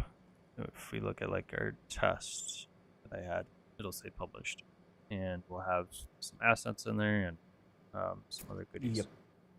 Oh, and here's that button to do purge release. If we wanted to then do the auto updater, are we basically just going to go through this tutorial, the auto updater tutorial? Yep. And here's this signer. So there's a whole bunch of steps. There's because you're creating a signing key, and that if you know offhand, you might need to remind me. But when you call this npm run Tauri signer, we're generating a key to sign, make sure that the updater is properly updating to an appropriate version, not some malicious version, right? That's separate if you scroll from the down, notarized, right? Yeah, it is different. If you scroll down there's a snippet with a terminal. So that's the output of the signer. Mm-hmm. So it's gonna generate for you a private key and a public key, and then you can assign the variables you need. So the private key is going to have a password. So Mm-hmm. that's the signing private key and the signing key password. And then the pub key is the one you're going to use to in your Tauri config JSON, because that's the one that's going to make sure your app is going to match the key from the update. So if you scroll down a little bit more, yeah, there you go. So in plugins, you have updater, and then you have the endpoint, where that's basically the service you're going to hit for the auto updates. Mm-hmm. And then you pass on the pub key, you pass the contents of whatever the signer generated for you. So this is gonna make sure that the service and the app are matching, and Okay. then you're not hitting the wrong service with the wrong app. Okay. And these are actually variables. Like we're going to get an endpoint specifically from the UI So to throw in the endpoints. the endpoint the endpoint from CrabNebula Cloud, what we do is basically we have some namespacings that Tauri allow us to have. So you can have some placeholders, or like not placeholders but variables actually, Ah, okay. for Yep. the platforms and latest and so on. So Okay. you can have the right URL signature for your endpoint in this case. Okay. And then the pub key, we're actually, that's gonna, so that when I say pub key, it's like public key. It's literally something that we can commit to our repo. But Yeah, yeah, yeah. we will end up generating this key file, which it by default, when you run the command, Yeah. it's literally writing it to this. I might actually need to change this for Windows, but it's writing it to this file, and that key is used in tandem with this public key to do the signing. So we will still need to set up those environment variables in GitHub Actions, correct? Yeah, it's like secret. Mm-hmm. So the private and the password are very private. Yes. So Okay. they should be secret. Yeah. So this is a private key, and then there's a signing key, password. Yeah. So those are the names that changed that I pointed out when we were looking Ah. at our CI. So in Tauri V1, it's Tauri private key and Tauri key password. And V2 is Tauri signing private key and Tauri signing key password. Got it. And are those? I don't remember seeing those in this piece that we copy and pasted. No, no, no, no, no. Okay. So No, that's those are not gonna be there. Oh. so. What did we end up including these? Oh no, sorry, sorry. They weren't there because we didn't set up. We're gonna add them. Ah. Okay. Okay. Got it. TBD is the Ubuntu.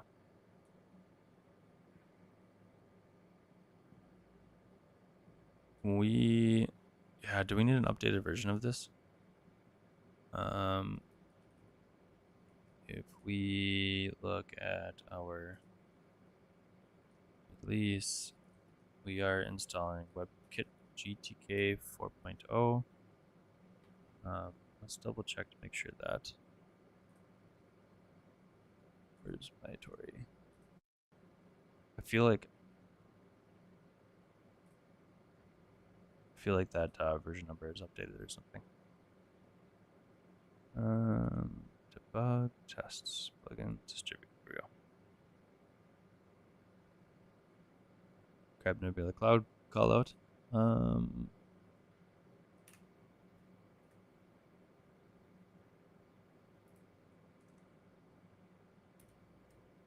Okay, so I think the default Ubuntu, I believe Ubuntu latest is now 22. So I think we might actually need to switch to doing this, because we are installing WebKit 2 GTK 4.0. I think we actually need to use 4.1 dev now.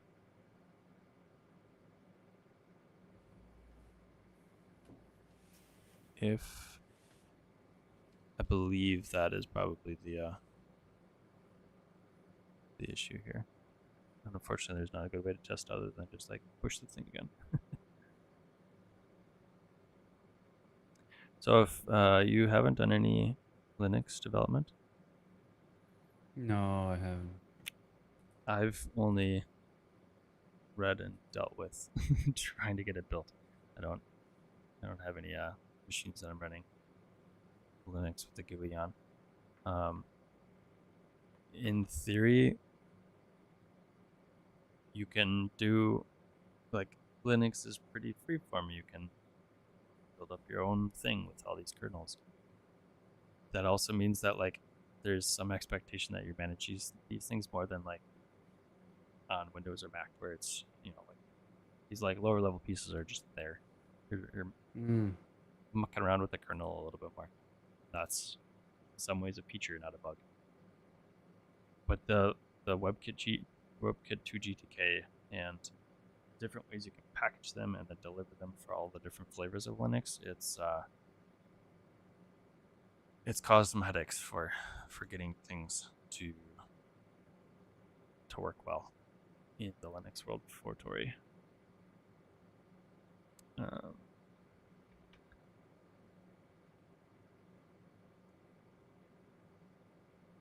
so let's try that. I'm pretty certain that's what this is.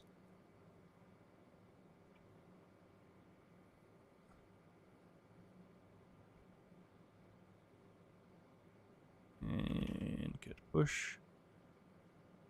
Oh. Mm-hmm. Git reset soft head. Git pull. Still staged, yes. Git push. I just pulled. Ah. Git.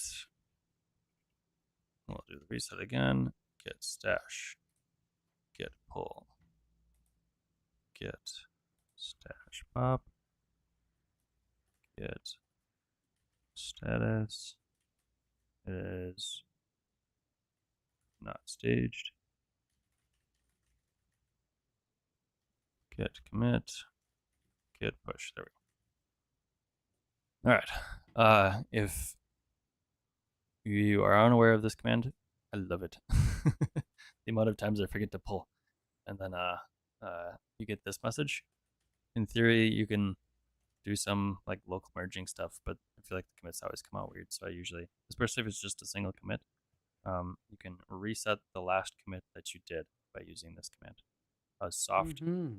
reset maintains the state, so it'll undo this uh, from head. It'll undo tilde one is the last commit, and soft will keep it in your it'll keep it in like an edited state. So if you do like git reset dash dash hard head, that resets it to the head branch and removes all of your changes. So if you get this case where you haven't pulled and you get a failure rejection, you can reset the commit, stash it, do the pull, and then just recommit over the top of it. And I've at least personally found that to be a cleaner workflow Mm-hmm. than trying to mess around with my Git history and get a good rebase and everything. I have a Git sneaky where I just amend the latest commit with a change. Mm-hmm. And then I push force with lease. So it's like a push force with a non-destructive one. Yeah, yeah. Yeah, there's actually a setting you can do to all like default to doing with lease. Yeah. Um, I'm always like, well, then GitHub kind of calls you out too. It's like, hey, you force pushed. So like, there's cases where I'm rewriting history and I want it to be clean, where a force push feels fine to me. But if it's me forgetting to pull, I'm like, I'm just gonna reset the last commit. I don't want GitHub to call me out. All right. Okay, so Hopefully this while finishes. this one builds, you can go creating your signing keys, right? Yes, yes. Let's go do that. Um, Because there's the whole going out of the screen again. yep, yep. Okay, so So we need those and cargo add. you can just click the copy button on the right corner. Yeah. Do we need to add them as plugins? You will need some plugins. You can use the Tauri ad Okay, that's yeah, command right for the updater. that's what I was JSON. wondering. Um, updater. So like this is what I was thinking of for to be clear. So this does some of the work of actually like adding it to the um, it adds it to your cargo, but then also adds it to like your Yeah. Like this main.rs or command I'm gonna put on the chat is the one that you need to have. It's actually missing the process there. We're also gonna use the we do process. got it in here. Okay. Yep. So that will add it to cargo, right? But it's not going to do this bit. Like we lose out on some of this automatic wiring. No, it does. It does. That's the cargo ad. Oh, yeah, you're right. That's not the Tauri namespace. That's Mm-hmm. bad. Yeah. We need to fix that. It's like just it's very close. Yeah, um. yeah. I just read what I wanted to read. Uh, Probably why this is not the right command. dialogue and then process. Dialogue and then process. And I'm guessing we just need to have those installed. So I don't think we'll need to do anything more than the automatic. Yep. Okay. And for the most part, those are just um, those are more like internal things, which is putting them as plugins is gonna likely be sufficient for a subset of your plugins because there'll be plugins where you need them in the builder and you then want to do some integration on the front end. If you're not doing an integration on the front end in your web view, um, this might just be all that you actually need to do. Mm-hmm. Okay, so that has updated our package JSON with those. We get Yep. the cargo toml, which that command would do. And the it doesn't update also the capabilities, right? So we need to go there and allow some stuff. What did I call it? This Oof. Okay, so we got do that. Is we that need kind of to add dialog default, updater default, process default, and process allow restart. process allow restart? Now And that's it. those are separate plugins, so they don't get the core in front of them, right? No, as Okay. far as I know, they don't. Yeah, no. Okay, so just like So those, yeah, just those core ones. Got it. Okay. so that's it. So now we need to generate the keys, and then we add the secrets to CI and the pub key to the config JSON. Let me just make sure I did spell that right. Okay.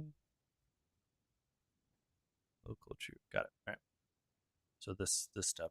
Um, Yeah, before we jump which in there, I is just want to double check we're at we're at the building, or we're at the bundling rather.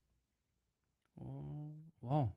Okay, I just want to make won't sure this that take this us? is actually going to finish, so I don't have to kick off a whole other build. Um, come on, you can do it. But I mean, we don't need this release. We need the next one because you need to have the auto updater set up to trigger an update. Yeah, but we need to have one clean push, right? I mean, in your case, we need to. Oh, Windows. Yeah, we need to have Windows in your case. Um, This isn't upload assets, okay. Searching, failed to read signature file. MSI sig. I don't know what that is offhand. I mean, I functionally I do, but I don't know what the resolution to this issue is offhand. Failed to save, unable to reserve cache with key. Another job may be generating. So it's trying to pull from the cache. There shouldn't be any other jobs running. I might just try to rerun the Windows one by itself. Which signature is it missing?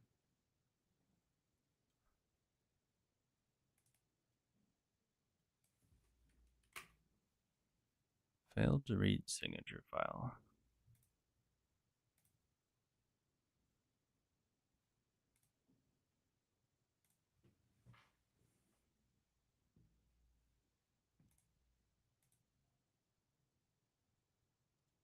Cache already exists. Scope.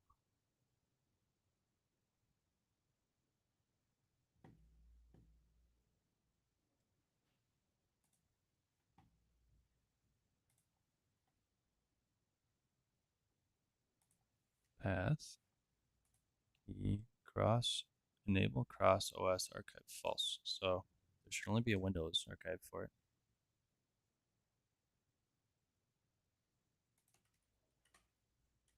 That is weird.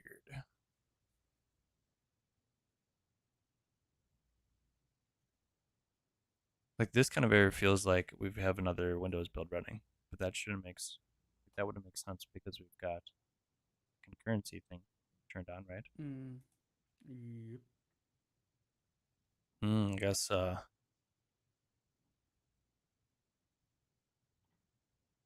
this one says cache save failed, unable to reserve cache key. Okay, so it looks like all of them failed with that cache thing. So this is separate. So both, or Mac, Linux, and Windows.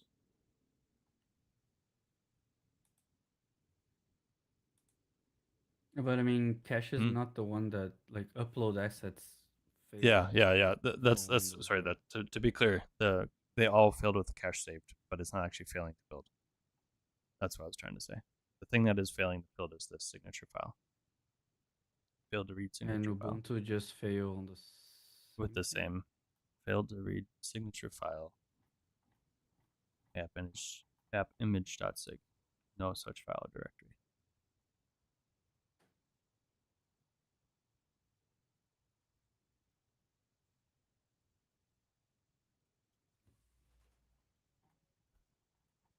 Interesting.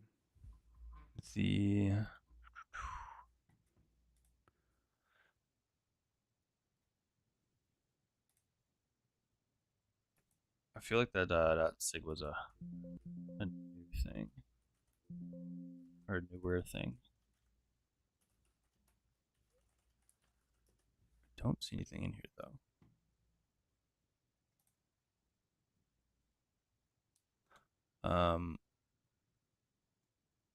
The settings that I've got in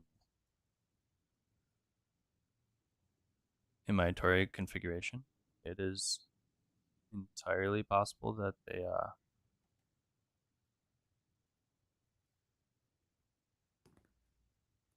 they need some more massaging.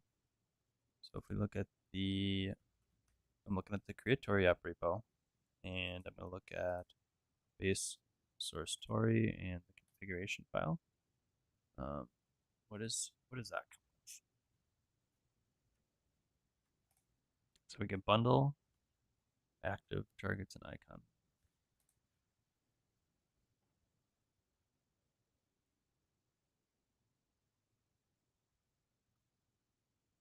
And if we look at our Tauri configuration, we have in bundle active true. category, copyright, icons, and then we've got a Linux.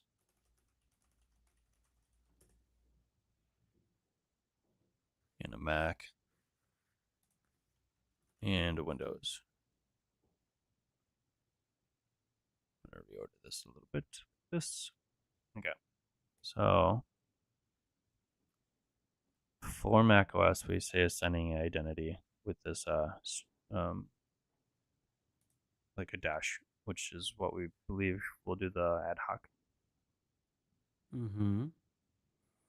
Do you want to change back to no? Well, Mac seemed to work fine. I'm wondering if it's Windows and Linux, if we need to adjust those configurations. So if we look at our configuration bundle, and this is the Linux. There's app image, there's deb, and there's RPM. Oh, okay. So you need to generate, like, I think it's this thing over here. So the fact that we have one for Mac maybe means we should have for the others. I'm thinking it's something like that. Yeah, so I just sent you on the chat, but that's V1. Um, I do have on my app, I have only that thing set up. I don't have signing keys for the others, and the builds passed. Well, I didn't release RC, so. Yeah, I would say that like this. I feel like this .sig is a potentially an RC thing. Um, so presuming Mac is good, we have Linux deb. There's a files, and then we've got a Windows, and there's a couple pieces here. So sign command null. I'm wondering if I don't say anything about nsys, so I think we'll just get MSI. Window install mode is probably fine. I'm wondering if we need like the sign command null for Windows. Windows is way more complicated from what I'm seeing.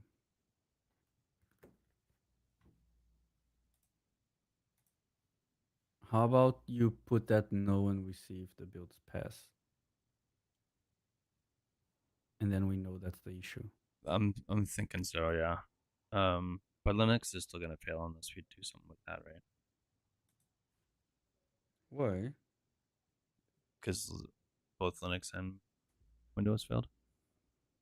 Yeah, but they fail because I think it's because we have a signing key set up for Mac. So if we take out the signing key, it's not going to expect a signing key. So you mean to null here, Yep.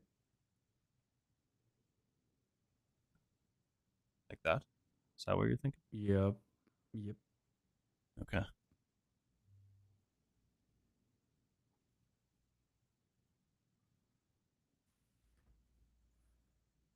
Oh, I was like, did I forget to push again? Yes. Yeah, okay. Okay, that's all an updater stuff we're doing. All right. So we need to push this. Git commit back no signing key.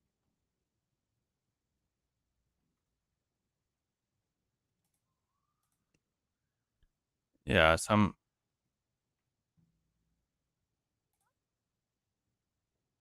I'm thinking that bundle, like there's the sign command. So like I think the equivalent might be if we did sign command null. But that doesn't even have a note of this signing identity. There's no signing identity in this example. No, no. Mac config. Okay, but they haven't mentioned here. Does it have any identity used for code signing? Okay, well.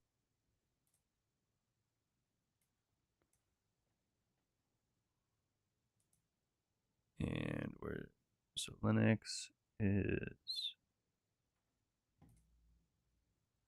doesn't specifically say anything. App image deb RPM. But they all have files, and we've got this deb depends. Yeah. Let's see how that runs. I think that might be the right call. Remember last show when we said this is really complex? We're still building though.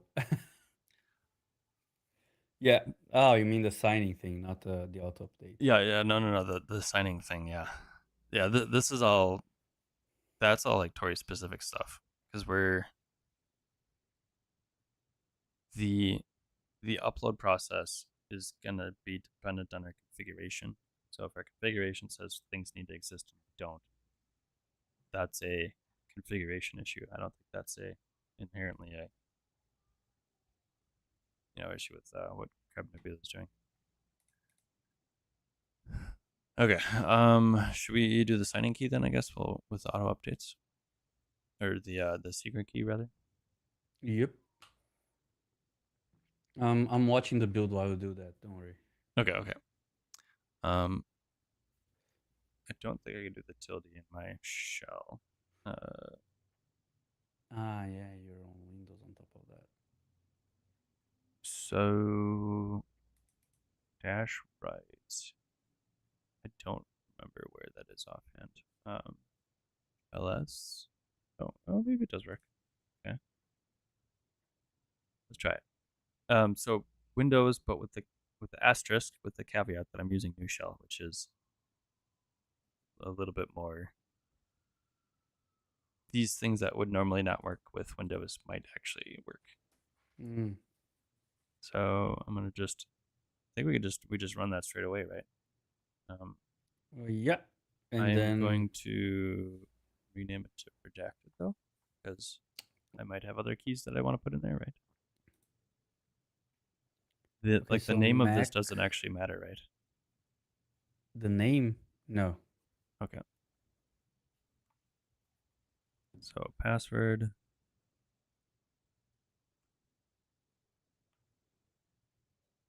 Can we change this in the future? What do you mean? I think you need to sign again then. But yeah. I guess that's part of the question. Like if I've got we put a password on to protect the secret key. If I generate a new secret key because I forgot my password or I want to re-roll, like my not that you should do this, but say you used a password that got released in some hack or something like that.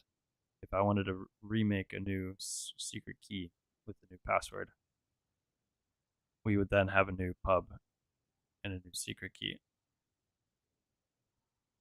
Is that going to cause issues with the updater? Do you know offhand?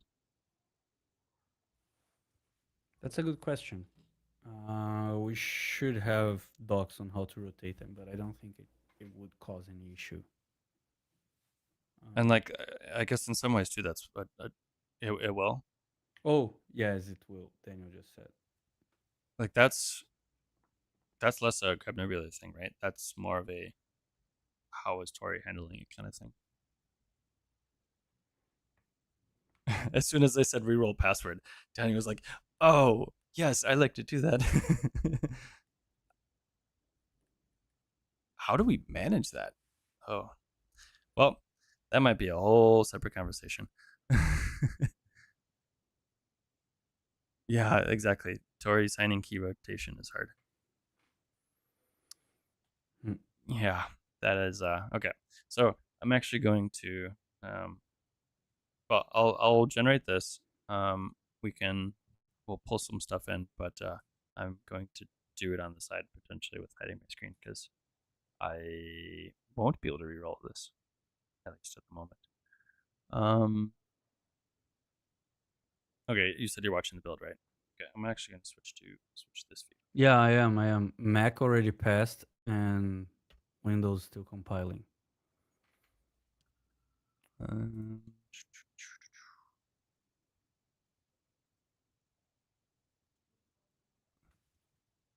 secret things, secret things. We are doing secret things.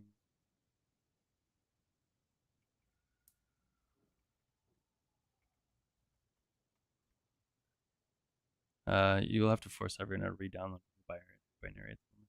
Okay. Mm. I mean,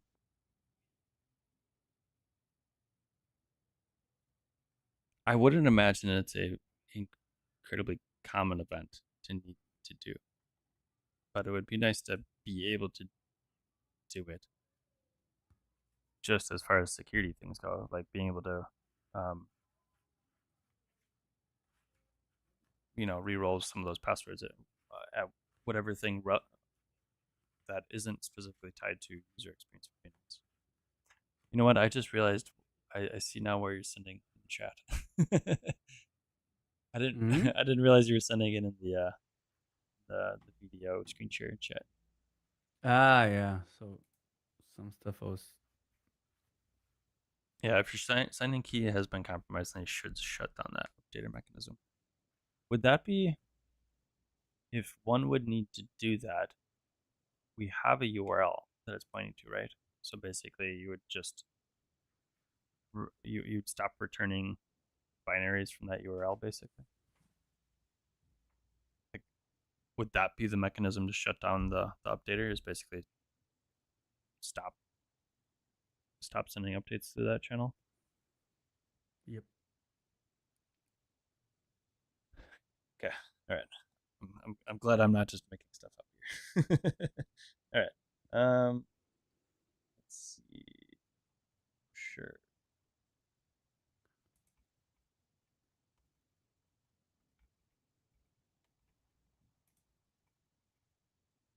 Um,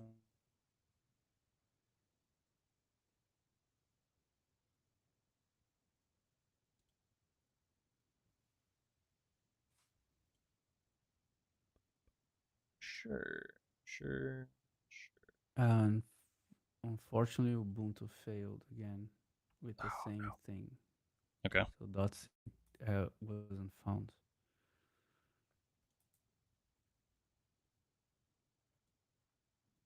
Windows just finished building. It's gonna start uploading soon.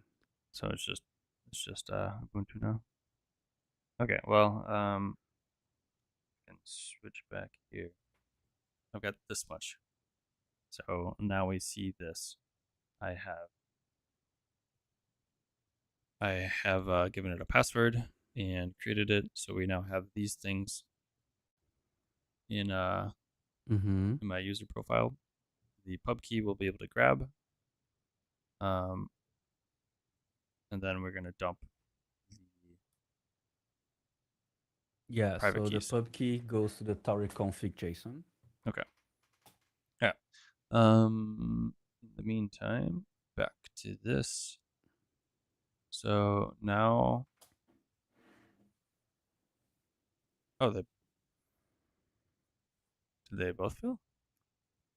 Mac no Yeah. signing key. So Oh, Windows just failed on the same thing as well. okay. So it's not bad. Um, Failed to read signature no, file. there's nothing to do with Mac.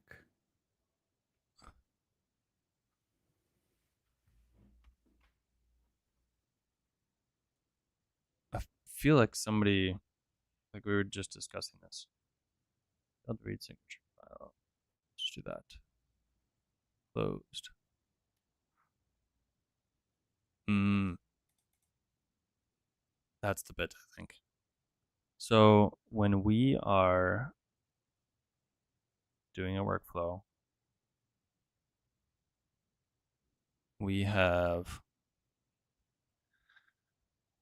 we're calling npm run Tauri build. If you pass an environment variable, it does the signature.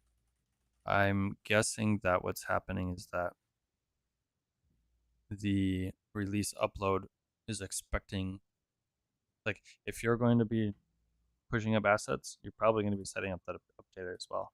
So I think the expectation is that it's generating a sig file, but it's not, I think, because we don't have those environment variables set up that would support the updater. So like this bit, we don't have those actually in the workflow defined. So yeah, so that's gonna be on the build part of the workflow. Mm-hmm. And yeah, I just made a note to add because I say right there on the bullet point says you need to add 2 environment variable secrets, and then it just points out there, but it actually goes to the build part on your CI, on your release YAML. Yep. Okay. And that, if we look at what was it under? It's not gonna be there as well. Well, I think you had it in this one, right? The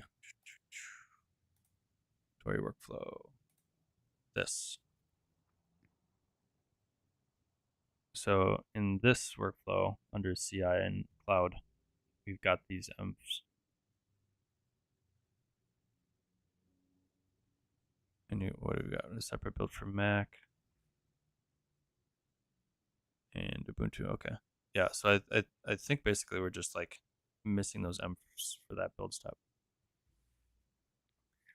And then we're also gonna have to like assign those now that we have those set. So on our build step, we now have this, but with the caveat of those not being correct because they've changed, right?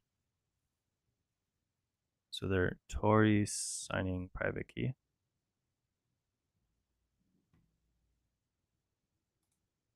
Tauri signing private key and Tauri signing password.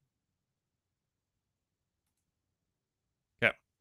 So I think that would then be enough to generate the zip file, but we need to set those first. So we will get actions, repository secret. So we're going to have, are both of these secrets? Yes, those will both be secrets. So this is going to be the content from that key that we just generated. And then the password. So the password would be the key password. So that this password is this. Please enter a password. Yep. That's that one. Yes. Okay. Yep. So I'm going to go ahead and pull this off and do some of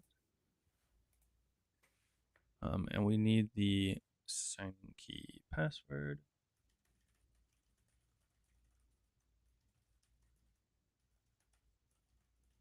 And then we need the signing private key.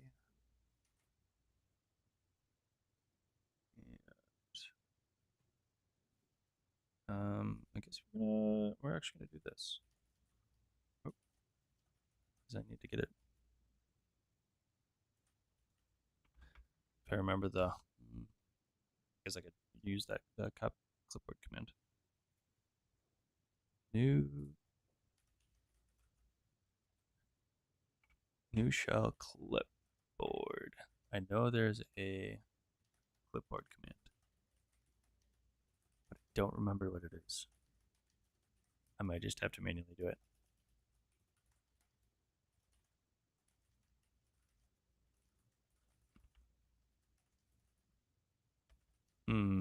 Okay. Manual it is. Going back.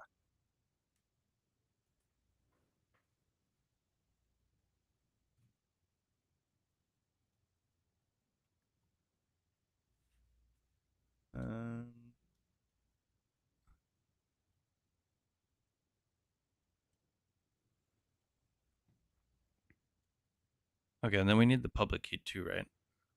Yeah. So the public key goes to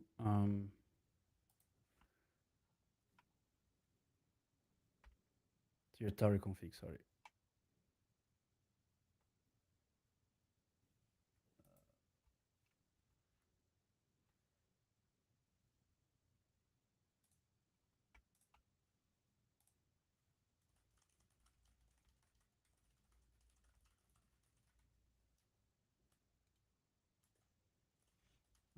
Mm-hmm.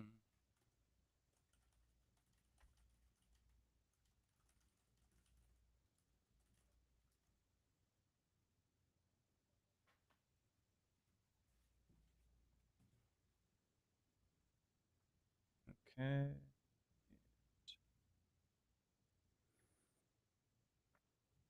That will be this. Okay. All right. Let's make sure I have scrubbed all my windows. Make sure there's not anything around. Okay. And then I need my public key.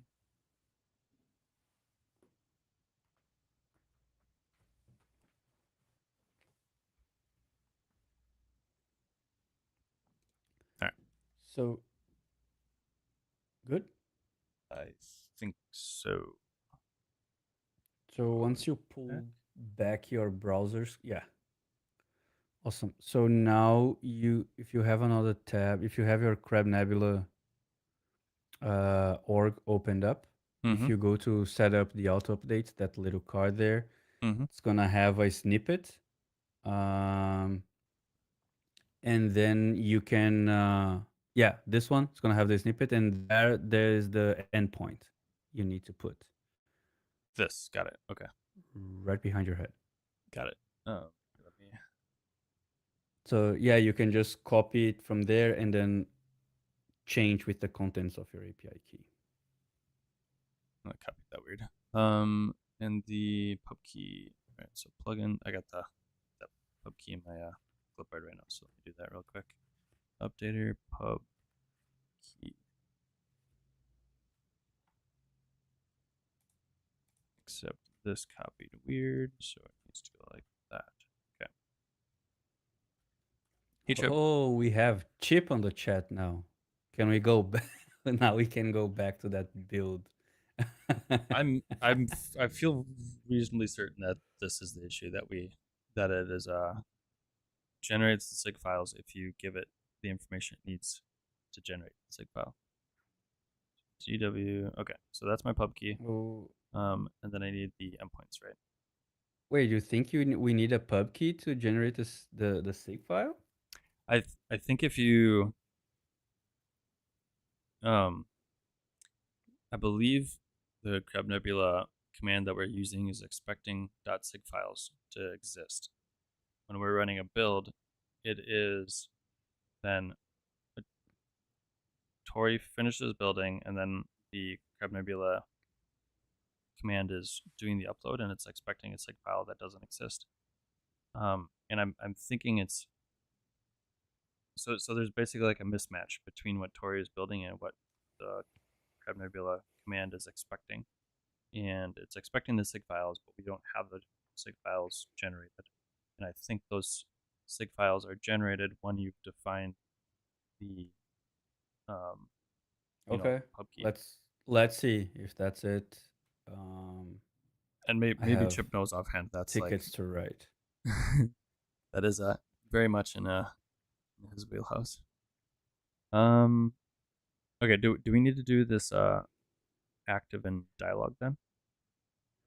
Active true We dialogue. we will towards the next part where we prompt our users. Okay. So should I turn those on right now? You can. You don't know the sig file. You're The gonna be our moment savior. Chip doesn't know something, the moment Chip doesn't know something, I just lose hope on everything. Yes, Okay. I said that on record. The um okay, so we should have those now. If I go back to my secrets Yeah, here, you can see I've got that set and that set. cool. Um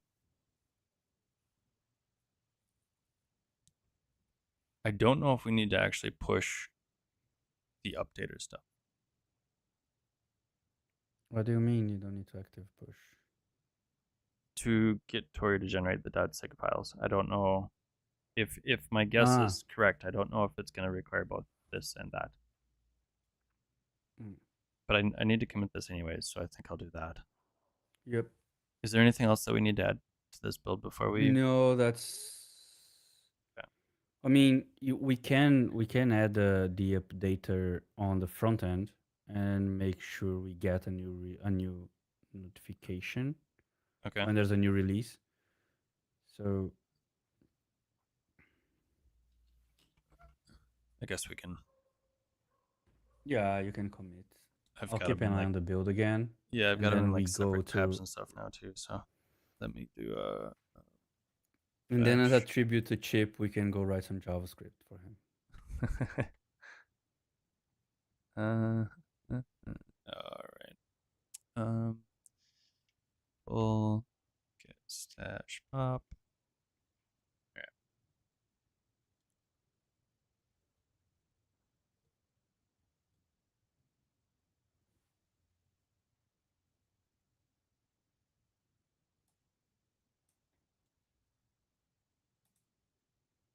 So pull.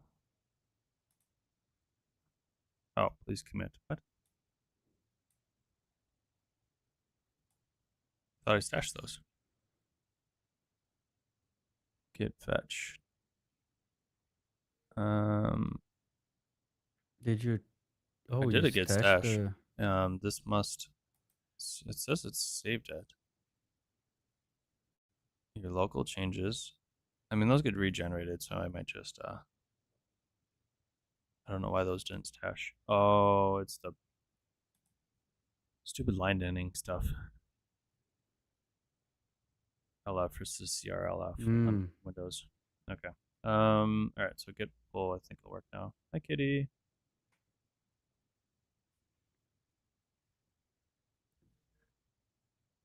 Um. Okay. Git stash pop then. Here we go.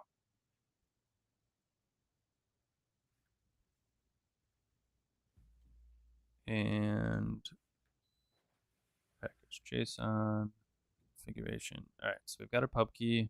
We've got the updater, and we've got active true and dialog true. Mm-hmm. So now So now, that puts us to like this part of it, right? Where we've yeah. defined So the endpoint. you also did that. So now we're gonna create. You already have it. The plugins initialized. Mm-hmm. So now we are gonna write. You have JavaScript or TypeScript there, This is JavaScript. and it's Preact, right? Yes. So okay, Yep. so Mm-hmm. but it's fine. I think Preact in that specific case is the same as React. What we can do is create the updater.js, Okay. um, which is just gonna be a helper function for check for updates. Okay. Um, so I don't know where you want to put that. If you want to create a specific file for it, or Okay. yeah, And you can so just copy basically, like, from there. we're doing this part and the. Yeah. So what this method does is it checks for an update, Mm-hmm. and if there is an update, it's gonna open a native dialog and say, "Oh, we have update to the version Got it. X is available," and then you can have some release notes from there because it comes on the body of the update. Mm-hmm. It sets up like user-friendly labels for the dialog, and then if the user says yes, we await download, and then we install the update and relaunch the app. Got it. Okay. So this is like one way to do that. There are many other things you can do. You can just download and install, but you don't relaunch, or you can prompt the user again if they want to relaunch. Mm-hmm. In a real like world app, you might want to be able to like Click a save the button current or progress of something, stuff like that. yeah, or like click a button to check for updates. Yeah. So in this case, I just tried to do something like quick and like simple, sort of. Yeah, I've definitely never done that before and regretted it. um. Okay, so then it's use effect app. That should be fine here. Then we're going to use the button because I always forget about those buttons. And updater.jsx. Um, and actually, we don't need to do anything here. So not. Oop,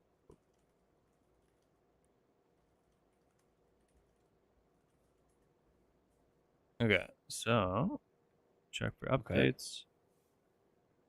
So Update now you're good. builds. All right. And now what you need to do is find like the earlier place in your app. So wait, you already have that? I copied it in there. I did that first. I did it out of order. Ah, okay. I'm that probably is not was not super clear. But I do need to import it. Check for app updates. There we go. Okay. I forgot to do the import. Hopefully you can't hear, but my neighbor is. They got their people come to weed whack. I hear the buzzing bees. Not the good kind. All right. Sorry, what were you saying? No, I got distracted. No, I was just saying that now the earlier stage of your app, what's gonna happen is every time on load, it's gonna run because you use the use effect with no dependency array. It's just gonna run once, Mm-hmm. and then it checks for it at that time, and then if there is one, it's gonna. Okay. So I think we're pretty much set with that then. Yep. So we just need this to actually get a good deploy. Um, so push Yeah. So this. Ubuntu just finished building, so it's gonna try to upload now. Okay. So And if you give it like a few seconds, it's Mac was before, so Mac is Mac was already working. yeah. Windows is like half a minute behind Linux. Yay, Windows. All right. Hopefully, I mean, there was my gut check or my gut is correct on this because debugging this any further would be kind of frustrating. um,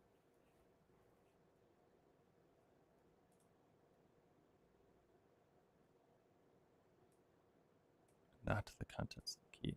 I'm pretty sure it's something with this. Like, I suppose we can see. Is there? If we look at our docs, we should also have information about this. Um, so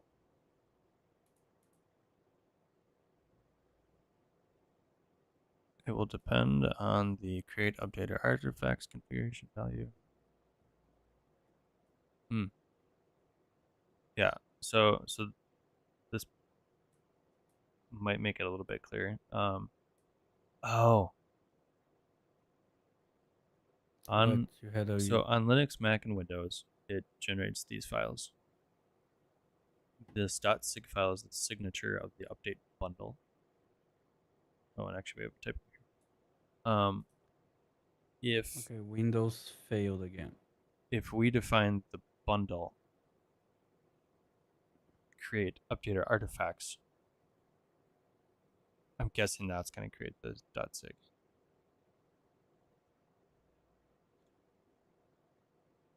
And I think actually, I feel like I remember create updater. I feel like I remember reading that doc somewhere. Yeah, I think we forgot to add this. Mm-hmm. Let us go here, and that would be under build. Yeah, I skipped that part. Yeah. As did I.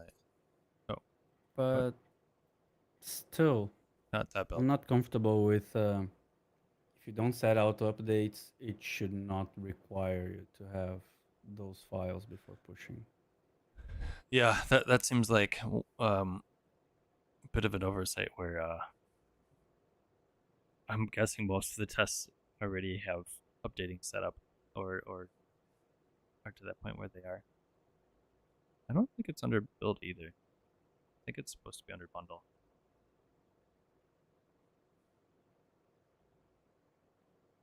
Create, produce updaters and their signatures or not. Yeah, I think that's what we need. And or just don't test updating. Well, so the first push we did was without updating. So it's actually like the opposite. I'm guessing all of the tests happened with updating already, and or with this turned on. Because I think the create updater artifact still generates the sig file. I feel like it still generates the sig file even if you don't have this stuff set up. Could be wrong on that, but oh, yeah. Okay, so I think this is our issue here. I'm going to just commit this though. Stage, and then we'll watch that do its thing for a while. And FY, this is under the bundle section. Okay. Git push.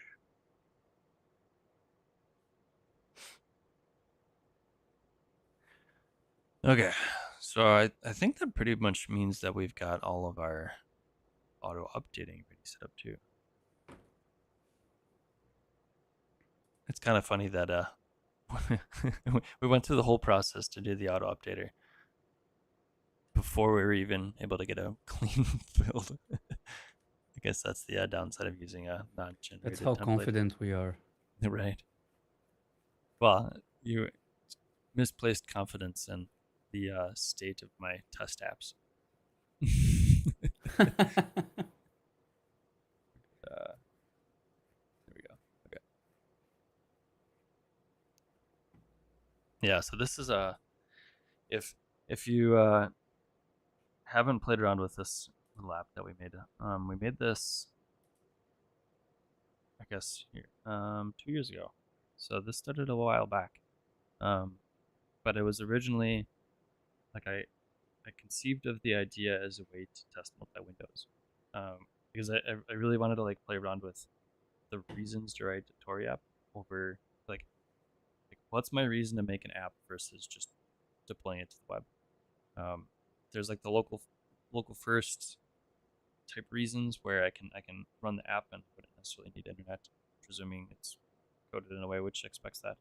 But then there's all the like native APIs, so multiple windows, and like windows as widgets, and like native file system stuff, and then like system tray, where the and like I guess multiple web views too. So in theory, we were playing around with like end of last year. We had Hammer on, and we did multiple web views, and we were playing around with multiple in progress PRs and just software atrocities left and right. And we got we had a Bevy app, and a web view in the same window, I believe, got working. Long story short, we made this app on stream, and the premise is that you click a button and it creates a new window, which is a square of a single color. And the intent is you can, if you're creating a screenshot of something and you wanted to redact stuff prior to actually taking the screenshot, you just open up a bunch of windows and put them over the top. Mm-hmm. So it's like a it's probably one of the more secure ways to actually redact things before you actually go to push up to social media somewhere, because there's been a lot of those like algorithms to like redact information or make it like hard to read. I can't think of the word now. I'm sure Chip knows this offhand, but a bunch of those were like they figured out how to like undo them, and or they were generating the screenshots or modifying the screenshots in a way where you could actually undo it and read the content that was redacted. So if you need a secure way to redact information, we'll have this published. Now you have it. Yep. So that was the fun premise, was redacting things, and it allowed us to play around with lots of windows. And we're getting. I guess we should look at Ubuntu is going to be our Yeah.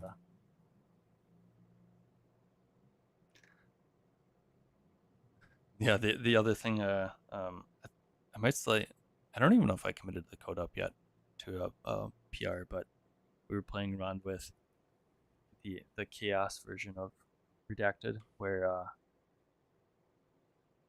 missing field pub key. Ah, we do need pub key. Okay, we now know. So I Okay, guess Ubuntu failed. I think with the fact that we are doing create updater Wait, artifacts and why expecting, is it missing pub key on your bundler? because the thing on my bundler Yeah. build bundler settings. Yeah, so I I believe what it's saying is that we have set create updater artifacts to true, so it's expecting updater settings to be set, of which I didn't push that up. I just pushed that config flag. Ah, So I mean, I guess we could just push all those up. I think so, yeah. We're gonna end up not getting a clean build, but we can just push up another change. All right, so let's do updater setup. Push. Yeah, so the chaos version that we were doing on stream was hook up the via WebSockets to YouTube chat ability to create windows. So in the same vein of like you can type exclamation mark drop in the chat. Um, do I have? Yeah, I actually have it down there. The exclamation mark hide I think was originally um, to allow people to open up a window, just cover parts of the screen. So that the fun chaos version of that of this app was that the and as part of it too, I think I actually like got gradients and stuff working too. Um,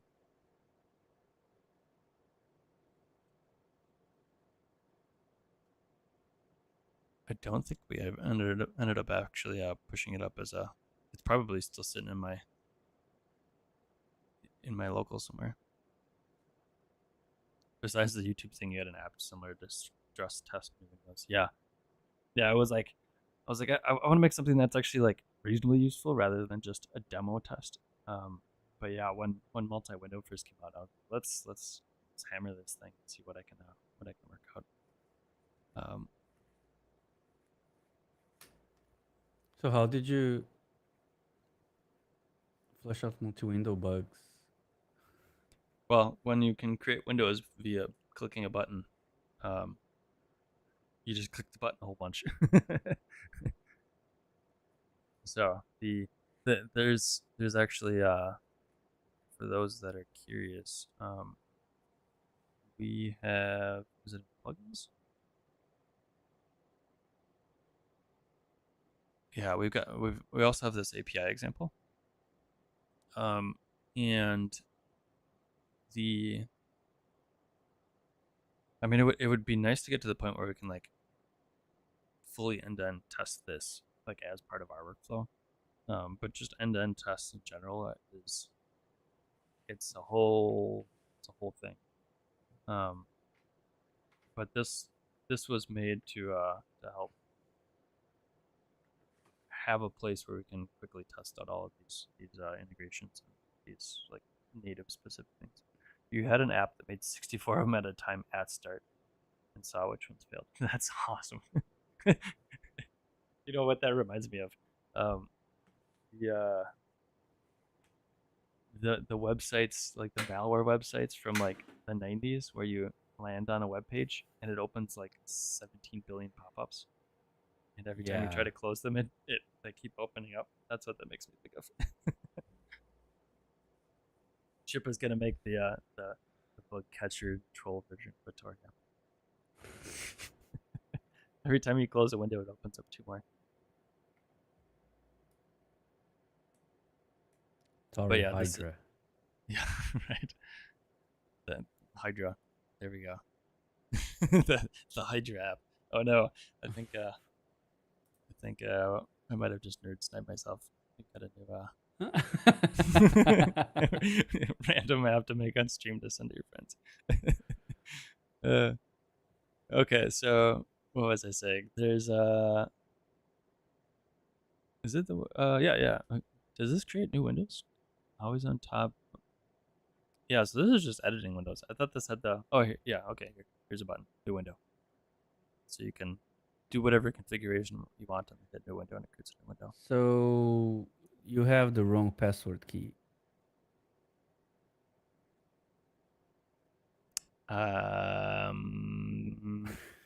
That's not great. Okay. Error, incorrect updated private key password. Well, this might be, and I guess I can just re-roll it all. So are we bringing back the topic of rotating signing keys? I mean, I guess Tell me you have that password somewhere. yes, I have it saved. Now the question is, did it copy and paste weird? Um, Maybe you added a space when you pasted? I'm wondering if there was Something something like that. like that. I can't see the. No, you need to delete the key and add again.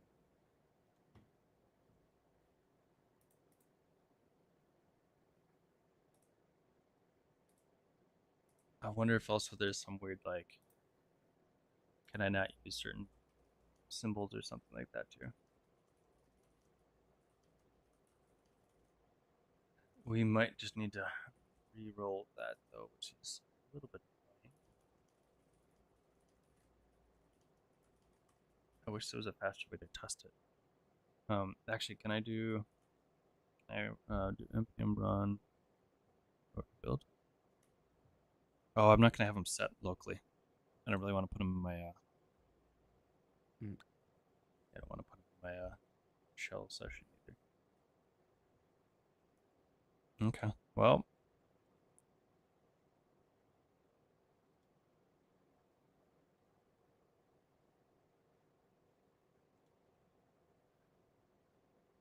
I guess I'm trying to think of like how I can make sure to not continue to have this error.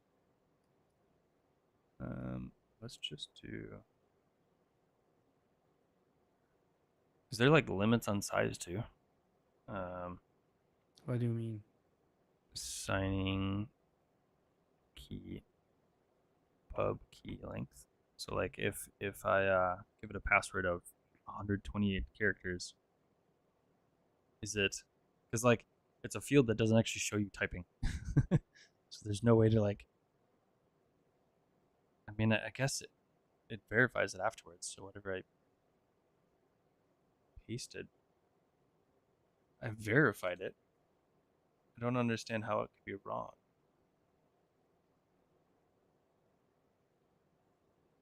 Chip saying 128 is not even close to the limit. Yeah, so you can have like a super massive password there, right? So what? I don't understand how I could have gotten that wrong. Um,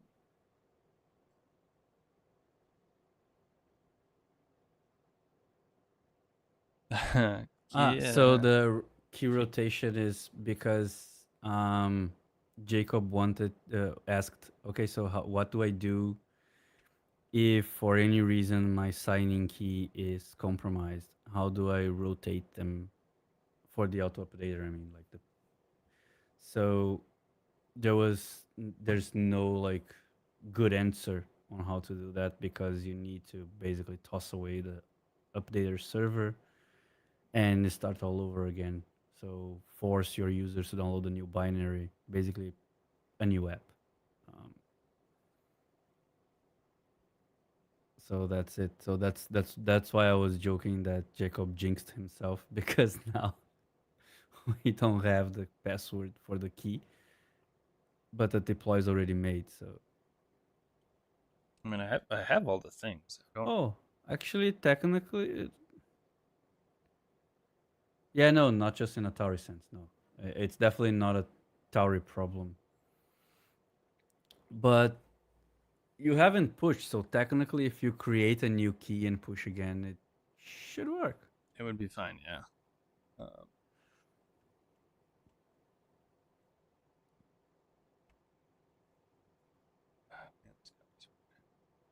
I'm gonna just try updating them.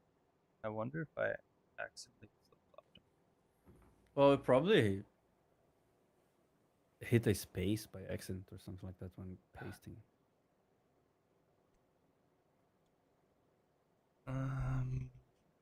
I'm. It's got to be one of those things.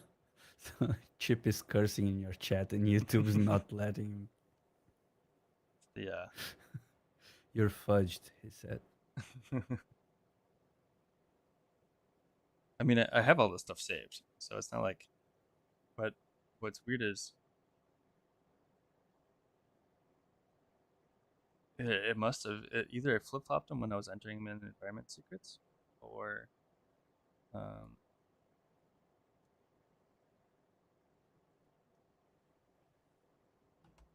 when I was doing the password stuff. Somehow I got an extra variable or something. All right, so update signing key password. Okay. I think we can just rerun it.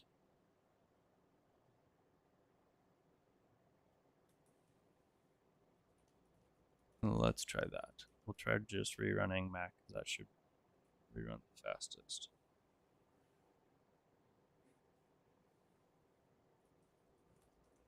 And hopefully that works. And then I'll just rerun the other ones. Otherwise, I'm going to have to just re-roll it. I don't know. I feel like that's the only thing that makes sense. Is that I flip-flopped them when I was entering the secrets in GitHub. Oh. So your signing key is your password and your password is your signing key? I think so. I feel like that's the only error that would make sense in my head.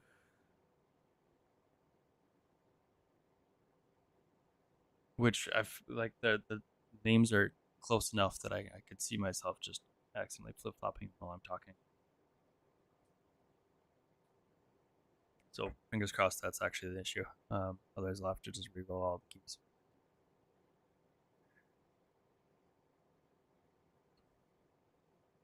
Ugh. Unfortunately, we've like done everything else. So. Yeah. Either that work or we go to bed as failures. I mean, it's not the world. Wait, something. Why you have? Did you push it already? I just Why reran the build.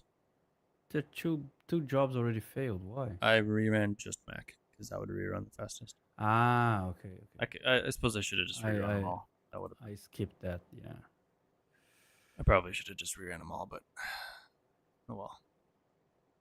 So I guess poking around, I'm curious what else you got in the member management release process. Purge, fetch. So the auto updater. Okay. So in this case, it's actually using cargo packager, which I'm a little bit curious about. Here. I know of, but I haven't actually tried this yet. And the idea of cargo packager is that it does, and this was basically like pulled out of work that happened in Tauri, like making it as a separate piece that's applicable to things other than just Tauri's ecosystem, like a nice thing for the ecosystem. But it does much the same as within Tauri, and is Tauri actually using this right now? I don't even remember offhand. So your password key is not right. Still? Yeah, okay. still Well, not. I guess I'm just re-rolling everything. Heavy sigh. But yeah, it's good to talk about Packager now that Chip is around. I'm pretty sure he was involved. It's not internally using it? Okay. I think there was like discussions of doing that at some point, but you know. So yeah, CrabNebula uses it. Um, so Cloud, I mean, uses Packager. Oh yeah, Chip doesn't touch Packager. Okay. I thought he did though.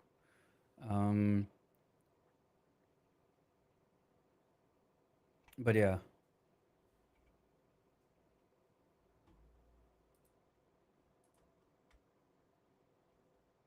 All right.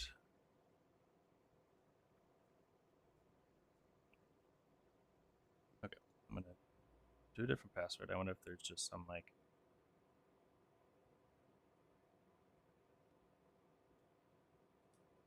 I don't understand. Like if I can copy and paste it, then it confirms it the same twice. Just put a simple password this time, and it's the Oh, key's gonna expire in one day.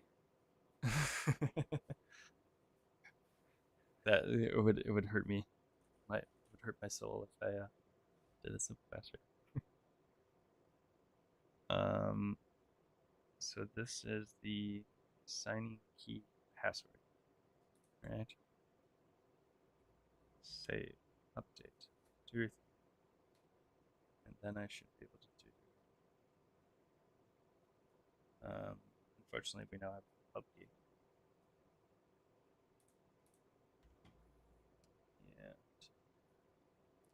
You know what we didn't check is if you're actually passing the right one in your YAML. Um, I'm so pretty sure I updated it to yeah, use. so you're passing Tauri signing private key, Tauri signing Is it so you named it Tauri underscore signing underscore key underscore password? Yes. Okay. Signing. Just Yes. I can show it in a sec here. I've just about got it updated. So key will be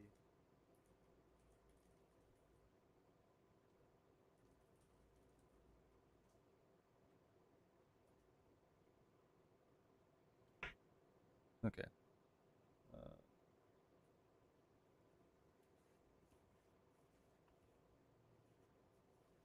private key.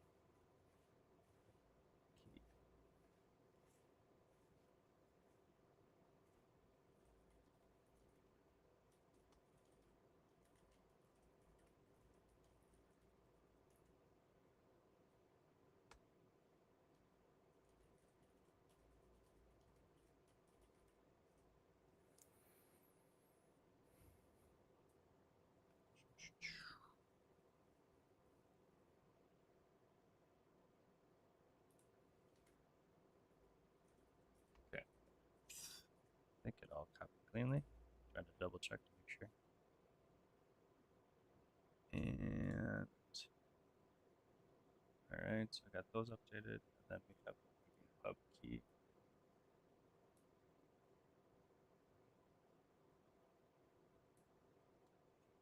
And pub key.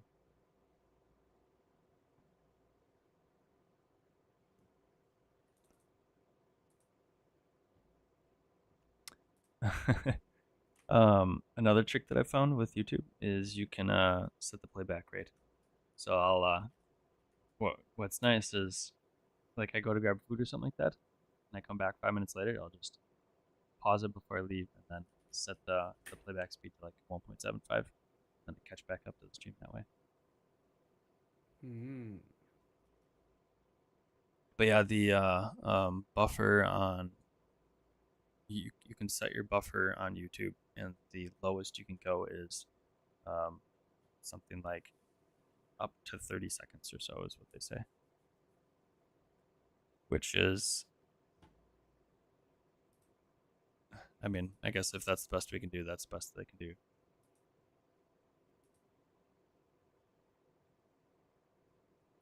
Okay.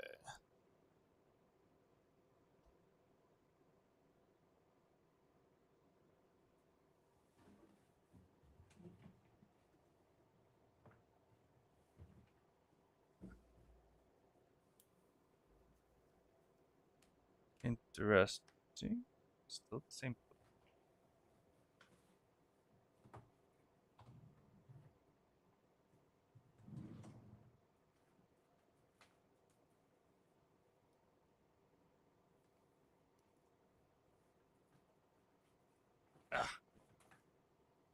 through an error. Oh crap! Do it again. uh,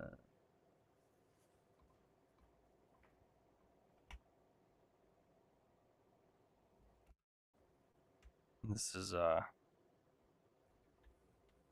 thrilling to watch me fight with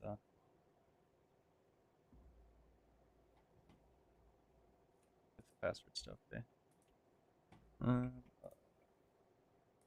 okay. Try this again. Generate password.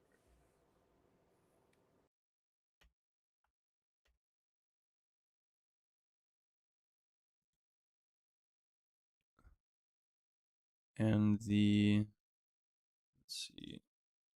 So we set these as, did the environment variables change? Signing key. So what we have in our workflow is what matches in the CrabNebula docs. I just ran the Tauri signer.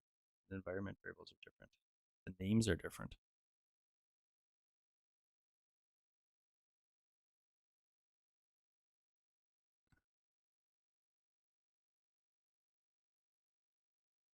Can we?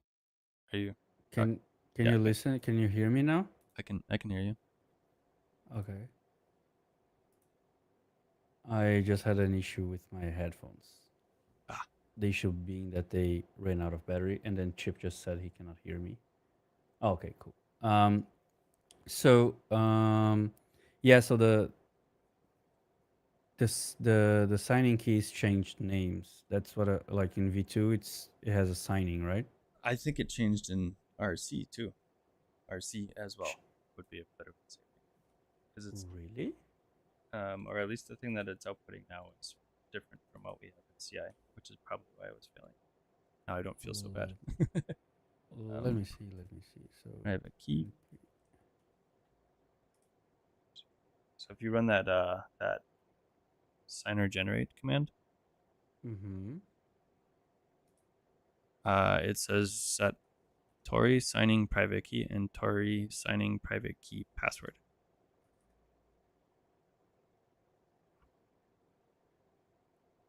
Uh-huh. That I think was actually our issue, and not That's why my the my bad password management. That makes me feel so better. yeah, so the password now Chip is in the chat.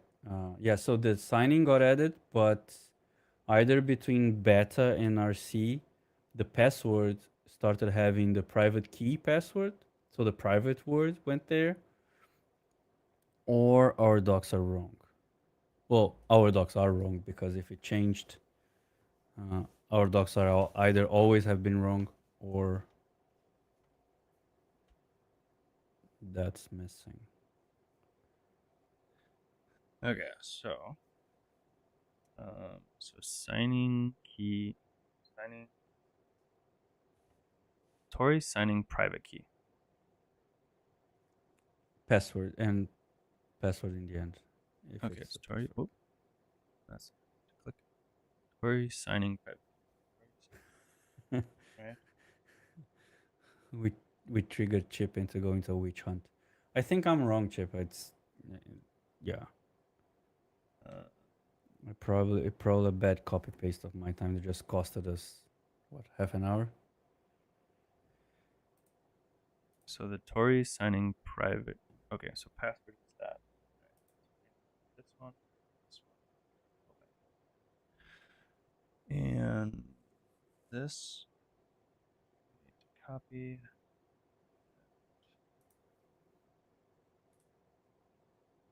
That goes there.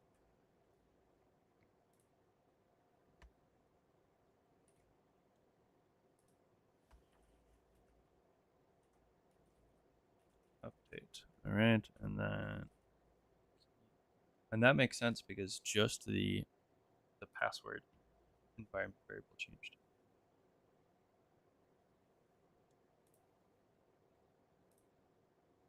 Add secret. Okay. So now we've got a Tauri signing private key and a Tauri signing private key password. Got it. Okay. Mm-hmm. It's in there. I need to push in the release. Yeah. Is there any other changes? Nope, just that. Okay. I can share the link to the action in a second. Or kind of beat me to it till I'm just double checking to make sure I don't have anything else on here that's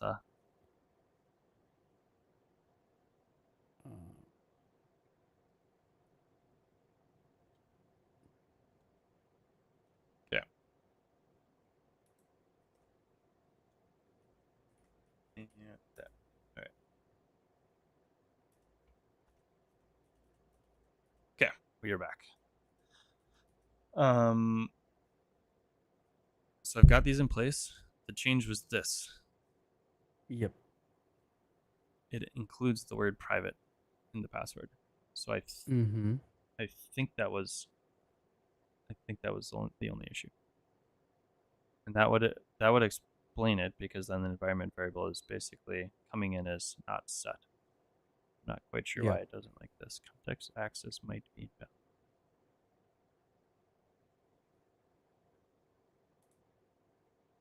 I'm not sure why it's saying that, but because secrets, Tauri sent. I don't see a reason for it to be saying that.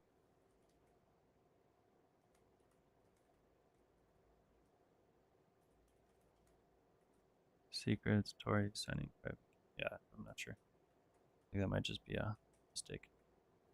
All right, so I'm gonna push that up. Fix signing key bar. Then push.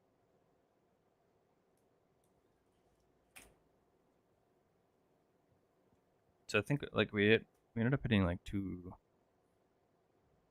things. I think the upload of the assets was expecting .sig files, so that was our first catch. And then when we added the, because we missed adding that create updater artifacts, but then that also would, if you specify create updater artifacts, that generates the .sig files, which would then be available for the CrabNebula command to upload them. But if you do that, then you need to set up the updater stuff too. So then we set up the updater stuff, and then we have the signing key issue because of this environment variable.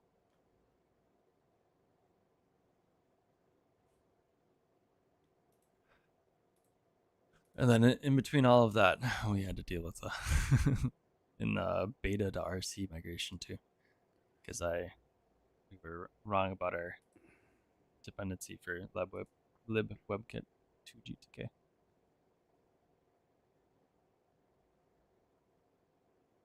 So good chunk of Tauri RC type things that would have cropped up basically.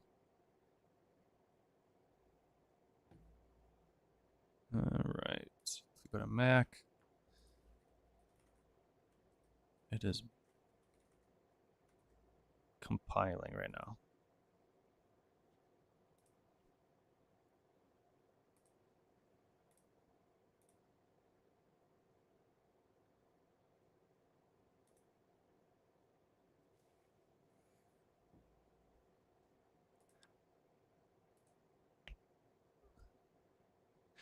So have you had any have you had folks using the cargo packager? Do you know of anybody that's using it? It seems like a neat thing, but I haven't actually heard of anybody using the cargo packager yet. You mean companies using it? Or just like any apps. Because like this feels like something that would be useful for like, yeah, like eGUI and Axis, which are or does Bevy have their own packager? I don't remember. but a couple of those Oh, like I really don't know. sort of ecosystem things that might not have the full packaging experience. Yeah, I would like to know that.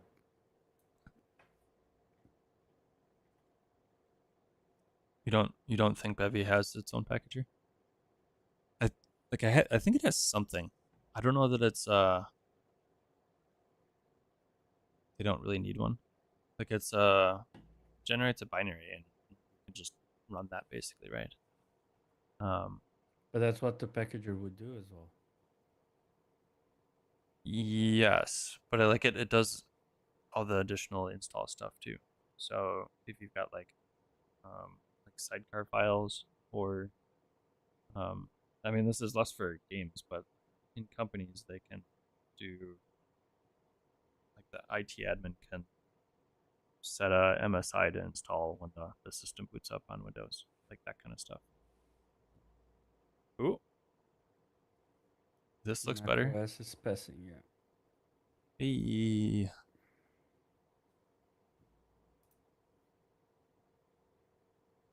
okay, Mac uploaded. Max Green, yeah. So that means that I should be able to download your app. And I suppose if we go to I mean, you can't yet. oh You're on Windows, right? yeah, Windows is still building up.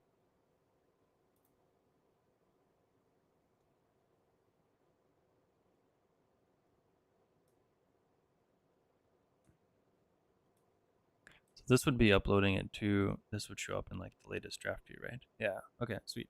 We've got Mac and we've got Linux. And then we've got a bunch of these Mm-hmm. old draft versions, but Did you this make it public?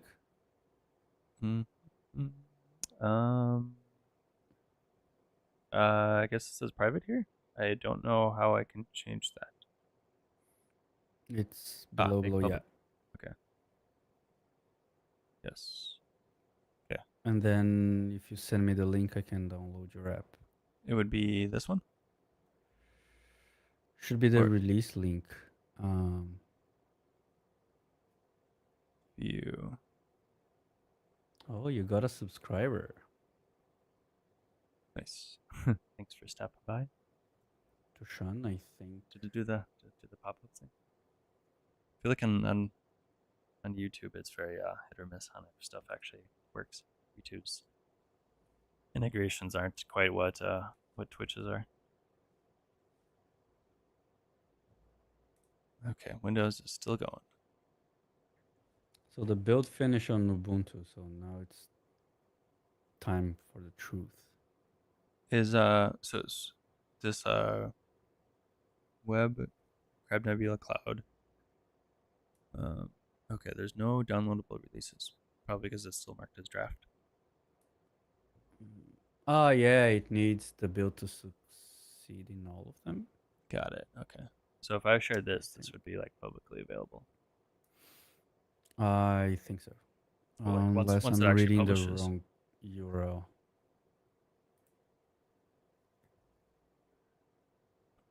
Ah, come on, Windows. You're killing me here. Oh, okay. So I think it's working. Ubuntu is going. Yep. Ubuntu is gonna be green. Nice, just finished. Nice. Okay. We got some more. You can see the difference between Linux and non-Linux. At least with app image, it's bundling stuff, additional stuff. So you can see that in the binary. That's one of those app app image requires dependencies to be bundled in or something like that, which is partly why I'm pretty sure that's partly why you need to install that like libwebkit GTK thing because it needs those pieces available to bundle it in.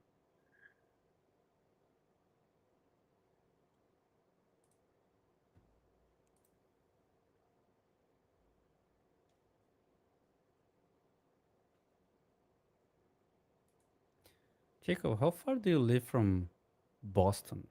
Do you live from like Boston. yeah, Um, Boston, Massachusetts?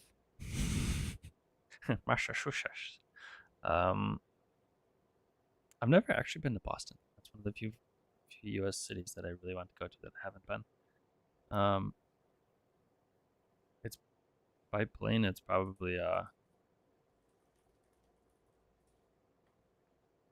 probably like 4 or 5 hours. Okay, if you wanna drive 4 or 5 hours and get 10% discount at SquiggleConf, I can. Nice I just got like a voucher for it. in Boston. Oh, that would Yeah. be flying. I guess it's probably not 4 or 5 hours flying. Trying to think. Well, most of my flying to the East Coast has always been through DC, and that's like it's been a while since I had to fly there though. I used to travel a lot, and then COVID sort of like threw all that off. Job changes and COVID. Squiggle con. Yeah. So SquiggleConf is from Josh. He was the one asking for your cat Yes, last yes. stream. I've seen Josh around the Okay, open source stuff. Windows is going. Noise. Yeah, Josh is everywhere. I really like Josh. There he is. You said his name so many times.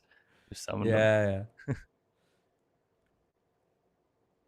I just say TypeScript, TypeScript, TypeScript, and he shows up. Uh, Like you cannot see, but if you say TypeScript 3 times, he does like this. All right, we've got to publish. So now, Yes. if we go to this link, we Let do me have see. downloads. Yay. Okay. Do we? Um, Okay. Right on time, Josh. We're gonna test the auto updates. we got the downloads working. So we rented a couple of things, but now we've got a draft build of all three and then a publish, which then shows up in this URL, Yep. which will give us all the assets to download. Yeah, So you good karma, I guess, Josh. You brought it with. Um, I don't know that I've actually tried NSS. I'll give that a shot. I think basically the next thing to try then is install it and push an now, update yeah, and give that a shot real quick. yeah. I but you didn't code sign for Mac. I'm not sure I'm gonna be able to open it. Do it. Yeah, that might be an issue. Windows can run it. Yeah, I don't think I was just bragging that I could open before you, but you you made signing identity no on your tests, Yes, I suppose I could push and that as an update, right? I Um, guess yeah, but I still not gonna be able to see in the auto update though. oh, true, true. uh, let's Sure, see we'll uninstall if I this. yeah Command. no it doesn't let because it's not there's no signing whatsoever. We'll see if this actually works too with the updates to. Um, where is it? I see the like icon, but I don't see the actual app.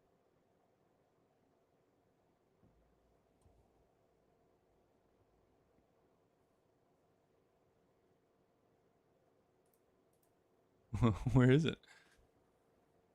The irony of ironies, we might have worked it in our updates too. Is it not?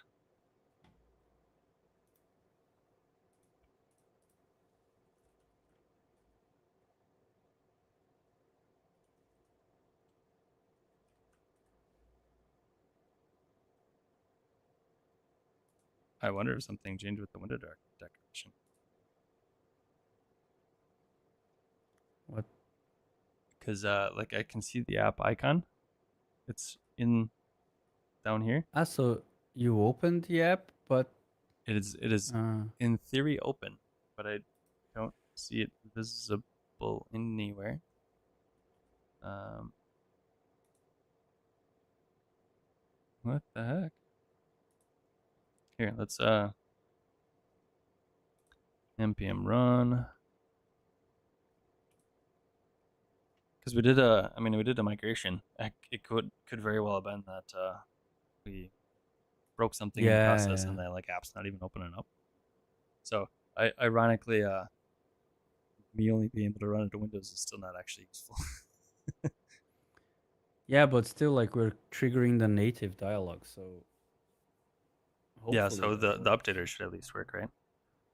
Yeah. If We the just app need. is starting. Like if it's not even running in the web view.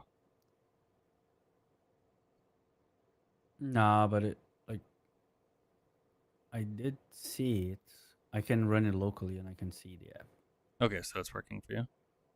Yeah, I wonder if yeah. I could try the Wix installer.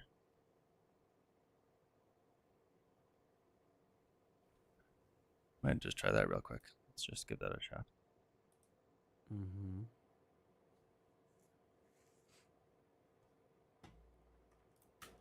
Now that I've started this, let me after that build finish. Oh, never mind.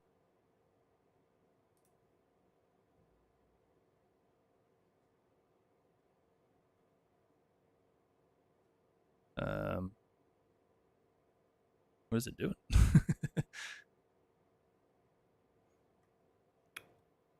So, Finished. Chip, the place where Josh got that name from is because he's the maintainer of TSESLint, the TypeScript TSLint. So he basically decided to make those squiggles um, the reason for him to be alive, I guess.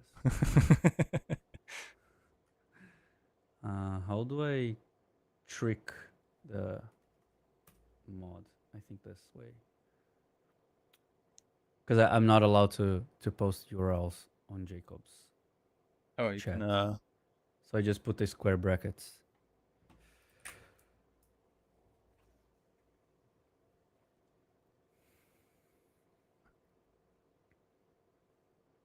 Okay, it is not opening up on Windows.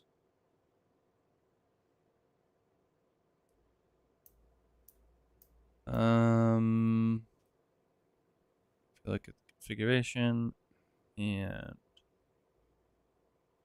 the Windows decorations, full screen false, shadow false. Don't have any visibility in here changed.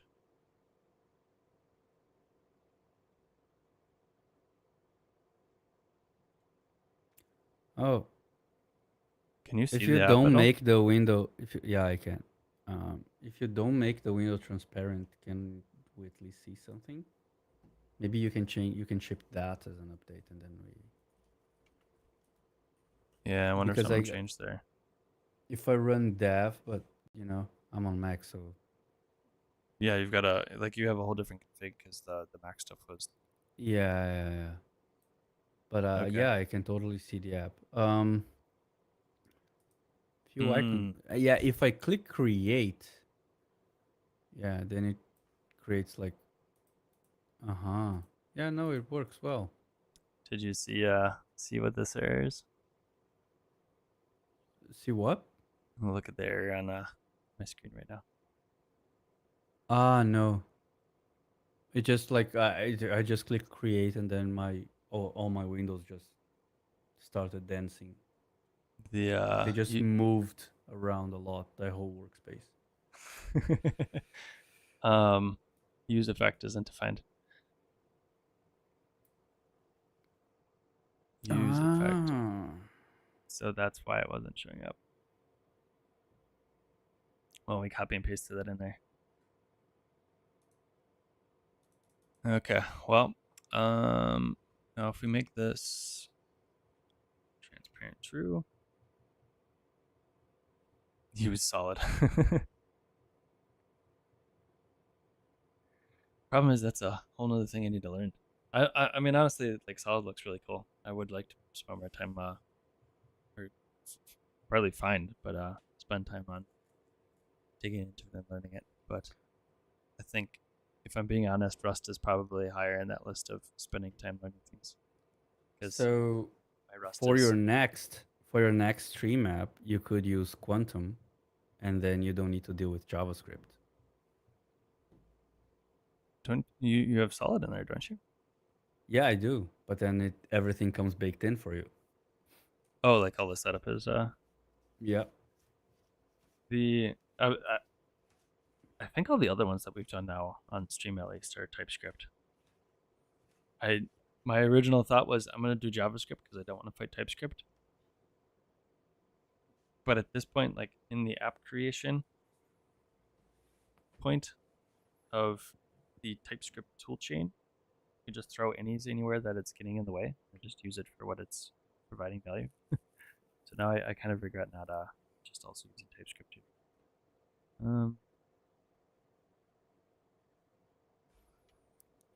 Okay, so now we're gonna push an update, right? Oh, so Yes. the update is actually the fix. So you just need to bump manually the version on your cargo tomo. I think that's a patch, right? Yeah. Okay. So then we do a git commit. Don't you need Import. to do a add? Did you do the add already? I think I staged it. Yeah. Ah, okay, okay. I don't know if I'm one of the weird people that does this, but I like to do my staging in VS Code. It's like a visual thing, I think. Um, and also like sometimes you'll get weird, like depending on what your git ignore looks like, or especially on Windows, because everybody sets up their git ignore to work with Mac. They get on the Windows and like random things just crop up in your changes. So Mm, I tend to, as I'm making the changes, I just stage them in VS Code because I'm already there, and then by the time I'm ready to commit, it's like they're already staged. So I don't do any staging actually in the command line. I see, I see. I have no false expectation though that my workflow is optimized. So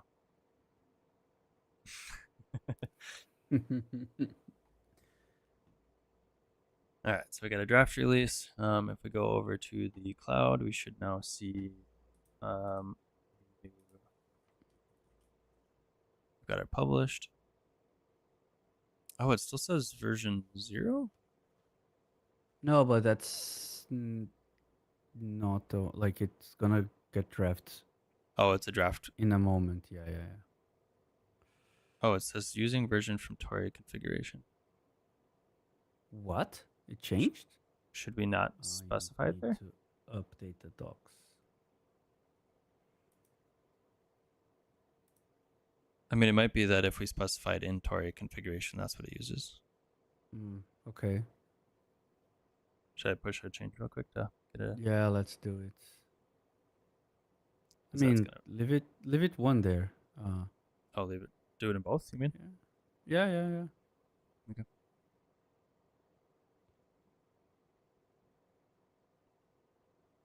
Is this required by default? I don't think so. I mean, like in theory, would we be able to remove it? Well, whatever. We'll just put it in both. We can play around another time. Okay. So this would be a version in configuration. Windocs. I think like part of the things we're running into too is just beat at RC. Things have like those planned changes that we were expecting to do when you like group them all together and push them out when you go to RC. We hit those.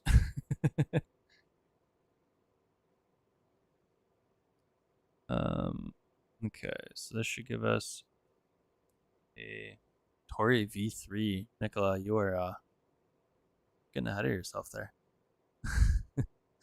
Um, bit of a What side platforms would we add for V3? bit of a side note. I'm gonna finally resolve this thing from like a year ago. Uh, Yeah, V3. I mean, I imagine V3 is just gonna be a lot of performance and massaging APIs to make them feel nicer. or we just add BlackBerry. BlackBerry. This is a BlackBerry doesn't qualify as mobile. We added But mobile I support. mean, we have iOS and Android, so we add BlackBerry. I mean, like with that, we probably hit on a lot of the platform. Because the what Apple Vision OS or whatever that.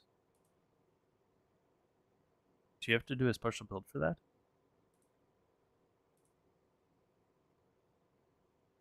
Um, More compatibility. Yeah, like it and like it. I think I've seen people do builds for like watches and like It's still building smartwatches and zero stuff. zero zero. Did it? Is it really? Did you bump in the package JSON? I bumped in Tauri configuration. Yeah, let's bump all the versions. I don't know what's going on. Package Draft. JSON has a version on line 4. It's using it. It says using version from Tauri configuration. But which version do you see building?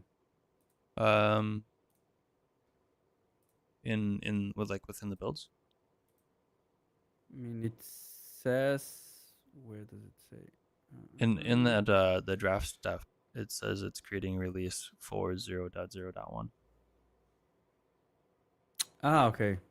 Good, good, good. So I think we're good I because was looking. I was looking at the wrong place. Yeah, yeah, yeah. we got the draft view with that version here. Okay, good, good. I was wrong.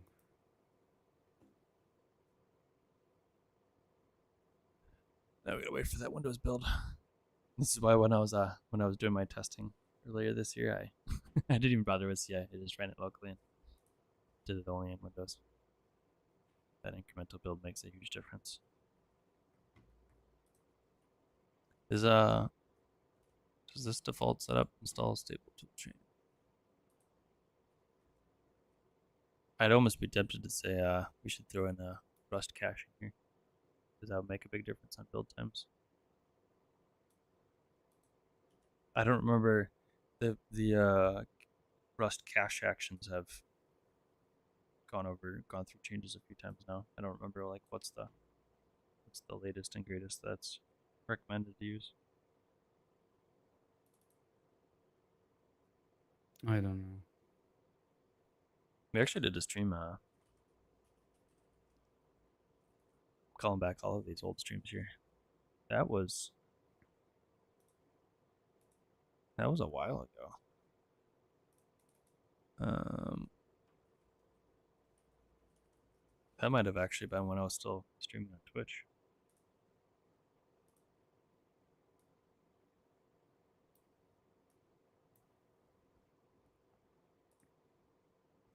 My just time fly. Here's all these all the Blender things. Do that exclamation mark drop in chat.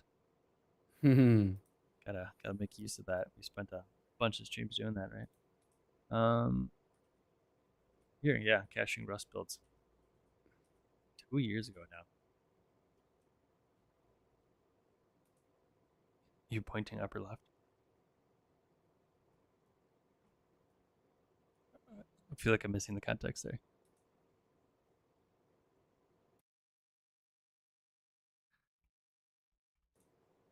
Here, just for your chip. Did I break that too? Oh my goodness. Does exclamation mark drop work? It's Oh, goodness. My video previews. I 3D was working the last time. It only worked on this screen. Ah. I don't know what I did to do that, and I haven't had a chance to figure out what the heck I did. Like part of the issue too is the scenes for this setup is slightly different than the scenes when it's just me and myself. Um, so it might actually be working in the other scenes, but not in this one with the. But the drop stuff was working before. What is I tell you, like all of the things just I would love for them all to work one day. Um, I signed in today and I've got an Elgato like PCIe capture card. Decided to just not work. So all my like time to prep went to Elgato. Why are you doing this to me? I ended up having to shut down like cold shut down my computer. Restart wasn't even working. I think I could. I guess exclamation mark 3D doesn't have default text anymore. We've got lots of updates too. Lots of things to update on the stream. That is probably going to be through the end of the year. Just stop doing Tauri stuff, and we'll take a pause on all of that and fix my stream for a month.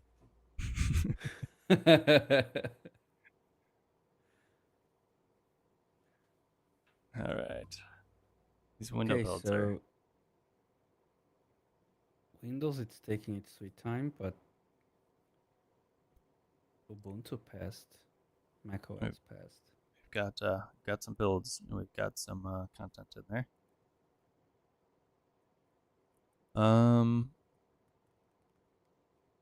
Looks like we're just waiting on Windows.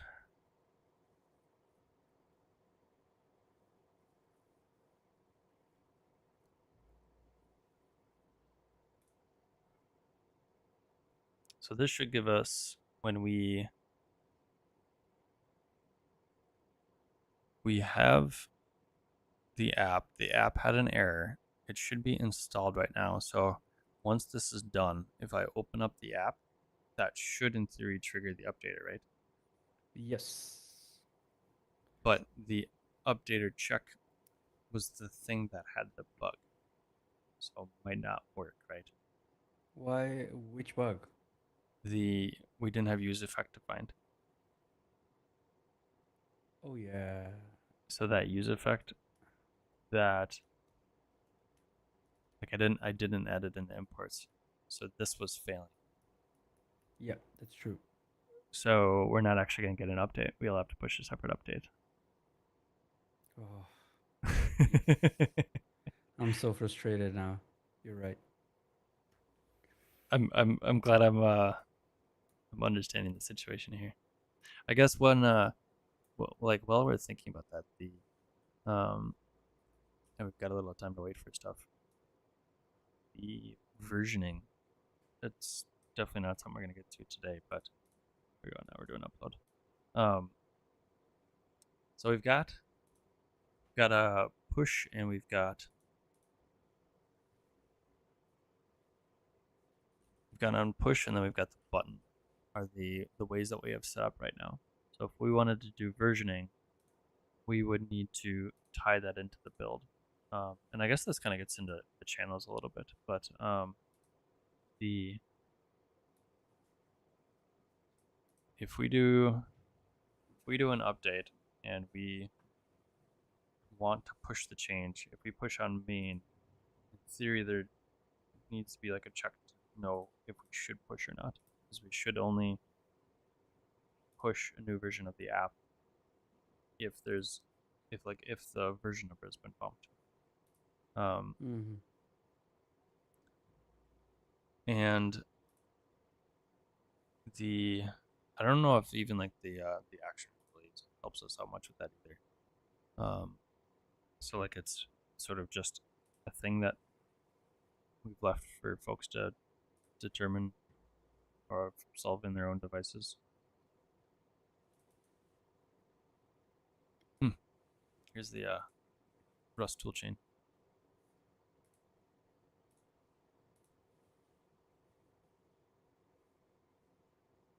Okay, so it's an if to slightly speed up Windows and Linux builds.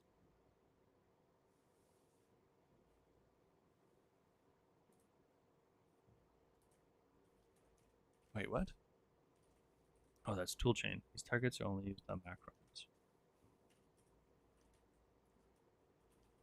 Oh, that's kind of. I thought that was the cache. That's not the cache. That's on the Rust toolchain. Okay. But the release does this version, and that's more for the GitHub release. And it replaces it with the app version. So there's still you still need some process to actually update that Tauri configuration file then. Okay, that's finished. Let's push an update so we can get that rolling while I'm chatting. We update. I feel like we run out of things that we need to fix. I guess we don't really need to. We can just push a new version, right? Yep. We don't actually change anything. Configuration. So we'll change it there. I'll just change it here just to be certain.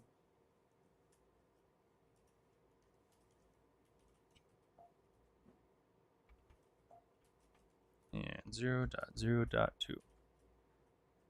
Push. All right. So there's still something that needs to be done to actually update that version number.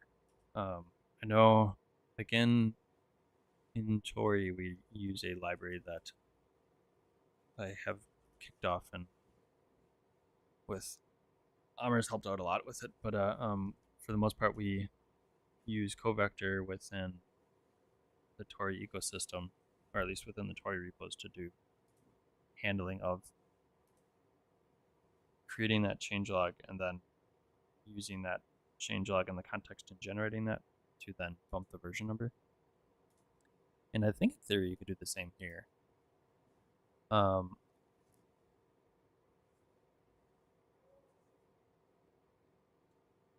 Because you can use it to bump the version number, and then there's some hooks within it to know if we're expecting to do a publish, so we can use that to short circuit the other actual like builds.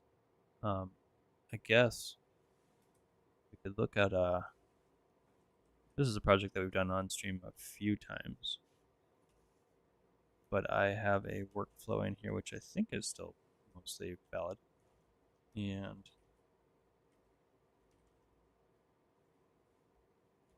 oop, pressing the wrong button, wrong computer. If we look at this, we've got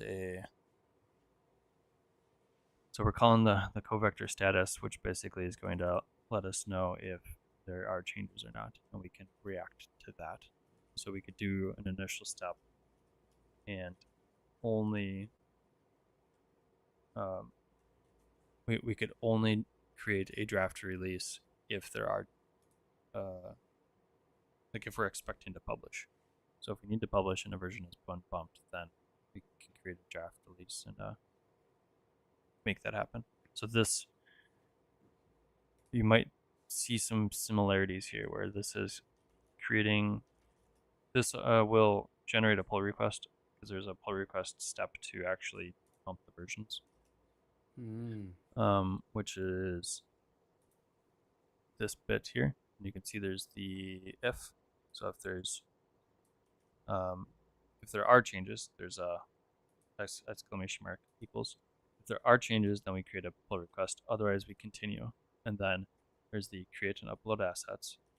And that is using the Tauri action, which will then use the version number that we've determined from the covector process, and it pipes that into the release. And we are creating the release with the GitHub, with the Tauri action. And we're setting the,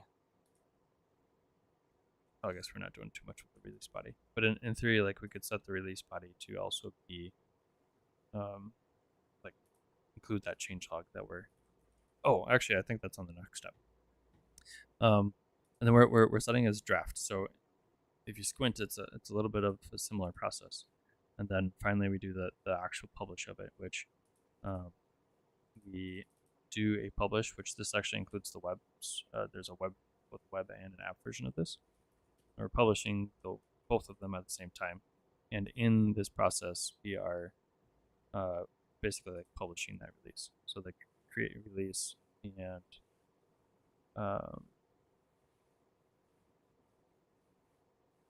think the create release is just going to pick up on that draft because it's based the release is based off of that same tag. So I think like in the same way we could do something similar. And again, we're not going to go through all of this today, but while we have time, this first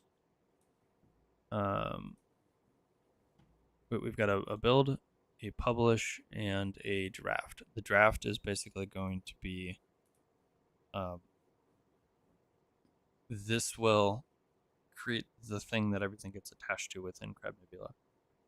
But as like part of this step, rather than specifically calling it draft, we could do something like here where we call some sort of command that, in this case, it's covector, but there's other like conventional commits and some other ones.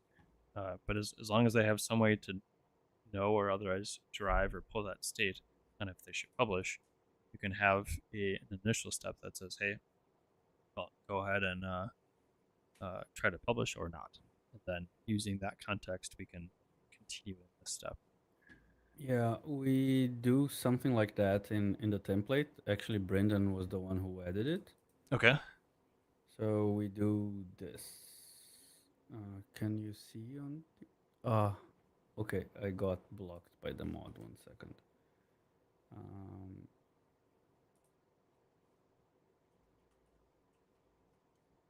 And for those unfamiliar, Brandon is part of the Tauri working group and also still part of Space Drive, right?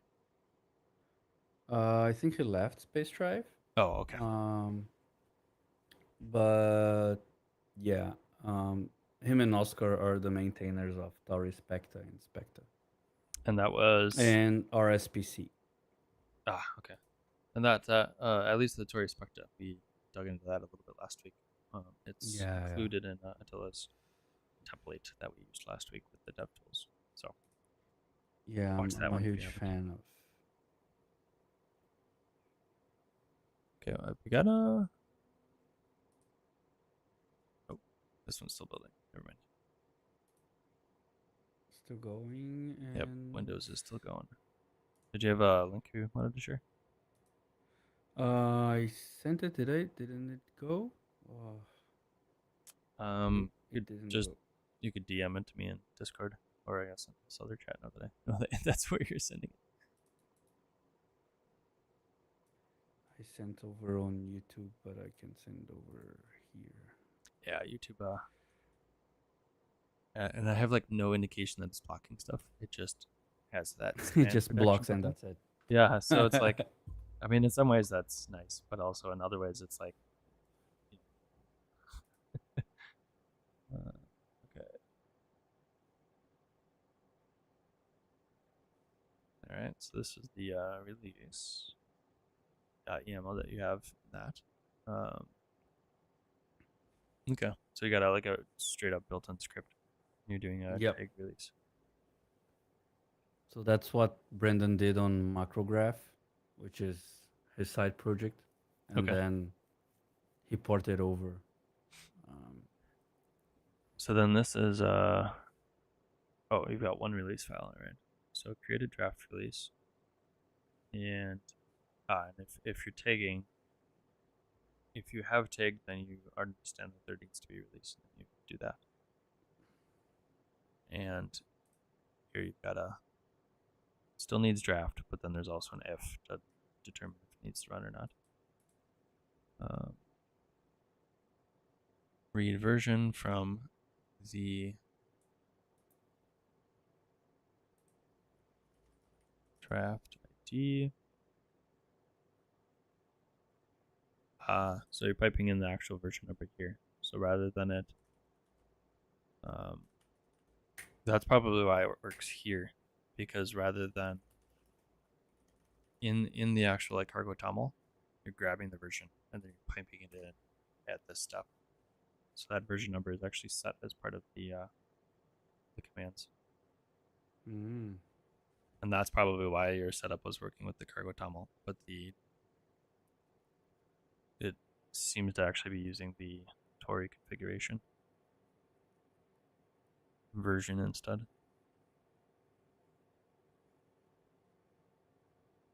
Okay, and then it basically is checking if a tag exists. So how is it getting a tag? Oh, it's doing it off the version. So every time you commit, if you have manually bumped the version of the cargo toml, it will then follow up and try to create a tag. If that tag exists, then it presumes it has already published. If it doesn't exist, then it's going to create the tag, of which then all the rest of the stuff should run. So, do you have the 001 already installed with the use effect working? I've got, well, no, I got 000 because if I run 000, it's the updated process isn't going to work. No, but I Because think the patch 1 was the one with the use effect working, right? yes, so I should install So, 1 and then that'll we'll get the updater for 2, right? yeah, Okay, let me do that. 2 is almost done. So is there like tagged releases too? Can we do like 001 here or something? Should be. No? There is one, but it's not that URL though. I'm getting brain fried right now. I mean, we've been at it almost 4 hours, so that is entirely reasonable.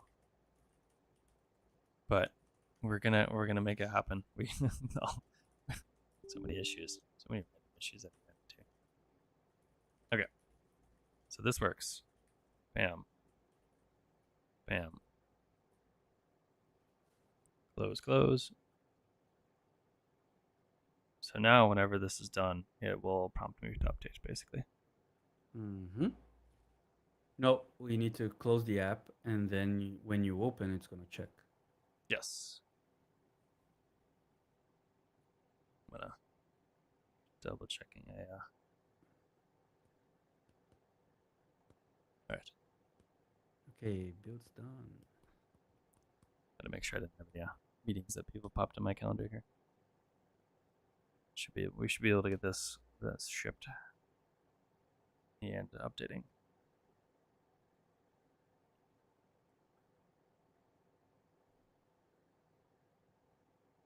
Okay.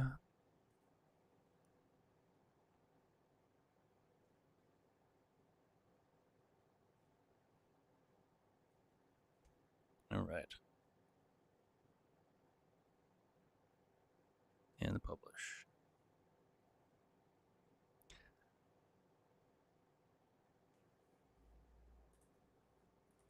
So then, like, the additional step on top of all this would be signatures. So you'd have to like pay for third party. I think it's still third party, like certs or whatever, right? Um, to do the actual like app signatures, which would then allow you to put it in Windows and Mac stores. Mm-hmm.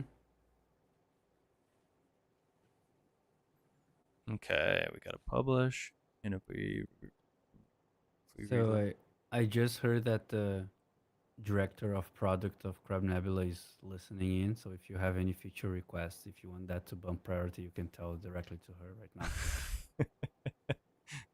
if we can solve those the cert signing stuff, and I don't have to deal with that's like honestly the reason I haven't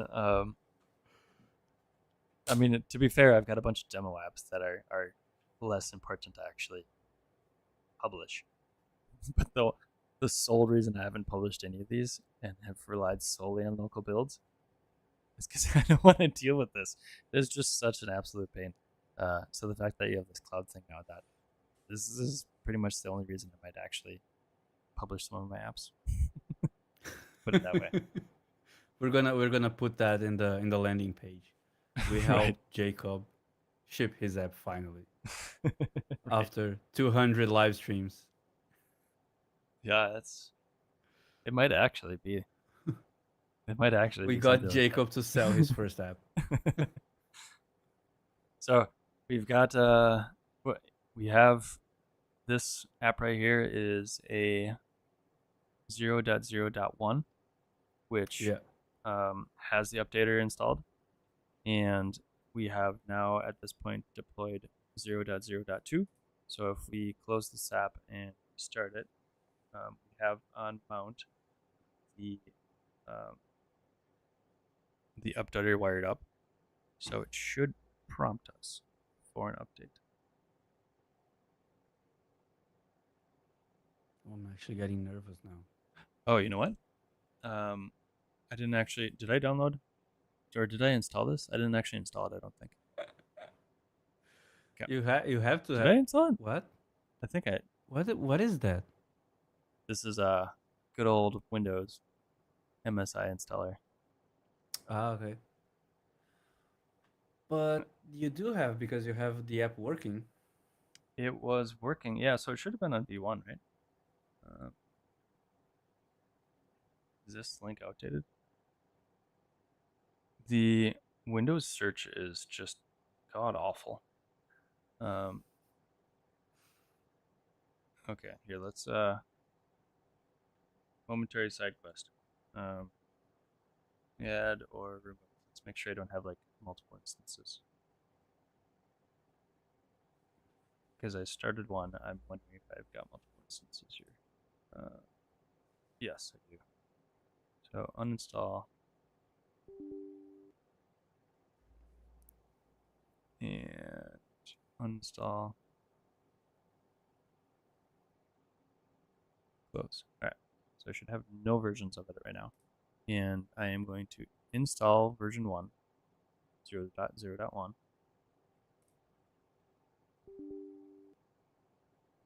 And now when it launches, it should then immediately prompt me for the 2, right? Mm-hmm. There we go. Aha! Yes. Auto updater. So now, and like we can pipe in release notes and such too. This is part of the updater plugin. So if we hit update, it should do the download in the background, and then we have the process plugin installed to where it will then restart the whole process. So once it's done downloading, and I think it downloads and installs on the fly. Once that process is done, it'll restart the app. So fingers crossed So that works. to recap what we've done, we have updated. We have updated an app from beta what? Beta 3 you were? So One of yeah, the so early betas, redacted yeah. was yeah. Redacted was on an early beta Tauri, so we bumped that all the way to the latest RC. Um, so everything was working. Then we added some CI to it. We got the releases on CrabNebula, and then we shipped the auto updater multiple times Yes. because we Partly, kept making typos. yes. Partly, I would say a bunch of like random little tiny mistakes. Um, Um, but the refresh didn't quite work, right? yeah, I would say I don't see it refreshing.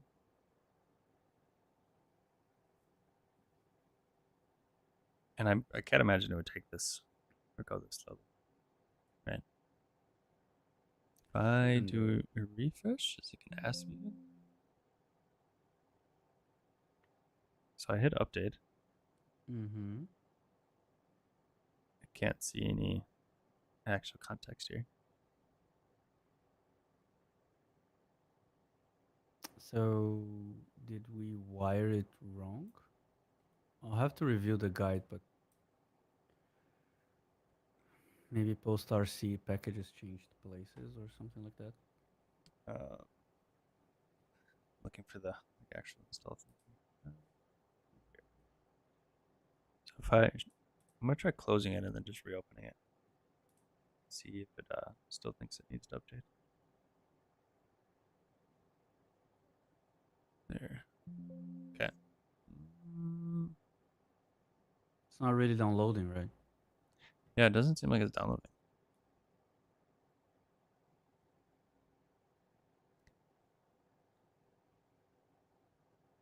So it knows it's available.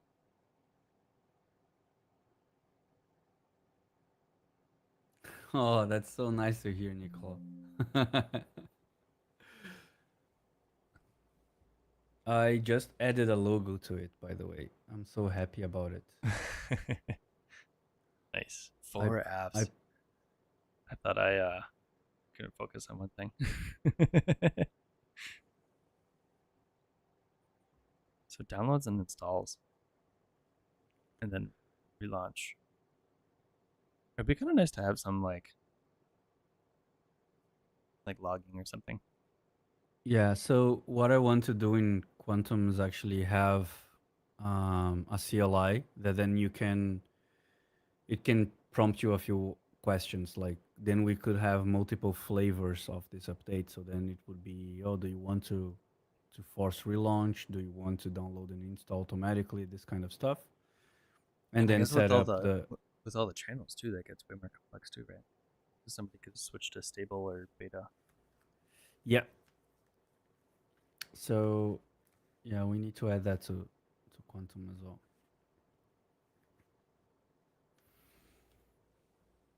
But yeah, man. always things to improve. I'm not sure why this is Yeah, not doing the download and install, but like me this is. neither. I'm gonna try. Like I have a testing app that Mm-hmm. I do it. But the last time this flow I got done was in beta. What? Um, I mean, it could was very in well be beta some like configuration that we 22. missed to know Yeah. going to RC. So so my last beta was beta 22. So I need to change to RC and then I'll test this workflow again. Okay. So I'll do that tomorrow and maybe um I'll send you a PR. Well, I'll probably put down in the comments what we ended up finding. I imagine it's probably some configuration file or some or configuration that we missed. Yeah. Um, and I'm And guessing it's just like throwing an error, but we don't have visibility into it. yeah. And yeah, maybe towards the end of the year I can come back and give you some updates on the signing thing Yeah. because we have some stuff on the works. We have a third thing we're working on called Taurify Mm-hmm. that needs to get out sooner, and then then we might be able to jump um, into like bring helping you making certificates and stuff like that. I feel like that's gonna be such a it's gonna be such a deep dive. Yeah, man, the Taurify like right now, only the POC is already mind blowing. Mm-hmm. I'm preparing like a nice demo for my talk at VidConf. Um, so it's gonna be really cool. We'll have to check that out when Yeah, this lands. I'm definitely curious. it's you have to write some JavaScript before though, because the Yeah. point of Torify is getting a JavaScript single page app and then doing it. So maybe I'll teach you Solid, and then we make it into Tori app afterwards. Nice. Cool. Um, well, I think I don't know that there's much more we can do with this right now. We're at Oh, the potential Tauri issue and RC updates. I don't see anything in here that would. I mean, it's yeah, active. We're getting the indication that there's a new version. Um, yeah, we'll figure it out. So yeah, so I have a bunch of updates to the docs, and I'll jump into the comments tomorrow towards the end of the week, the latest. Yeah, There are multiple pull requests. One of them I actually got out during the stream, so I fixed the typo on the nice. signing key because I got super mad. I thought, I cannot. I'm not even creating an issue for that. I'll just fix it. Just Um, push that thing to main. Be done with it. I can't push to main like it's blocked, but yeah, I made a pull request, and so somebody's waking up tomorrow and merging it for sure. Yeah. And then yeah, I have a few others that I wrote down. So thanks, you helped us improving the onboarding process by a lot. We're already brainstorming ways to make the CI workflow easier to write up. Um, Yeah, it's yeah, like the and with my all my work on Covector, like I've got all that stuff in my head too. Like, how do you make this? I mean, other than completely controlling that YAML file, I know like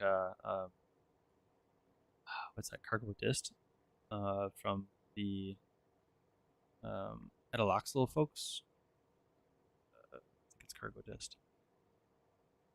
That's not what I wanted. So sure, here we go.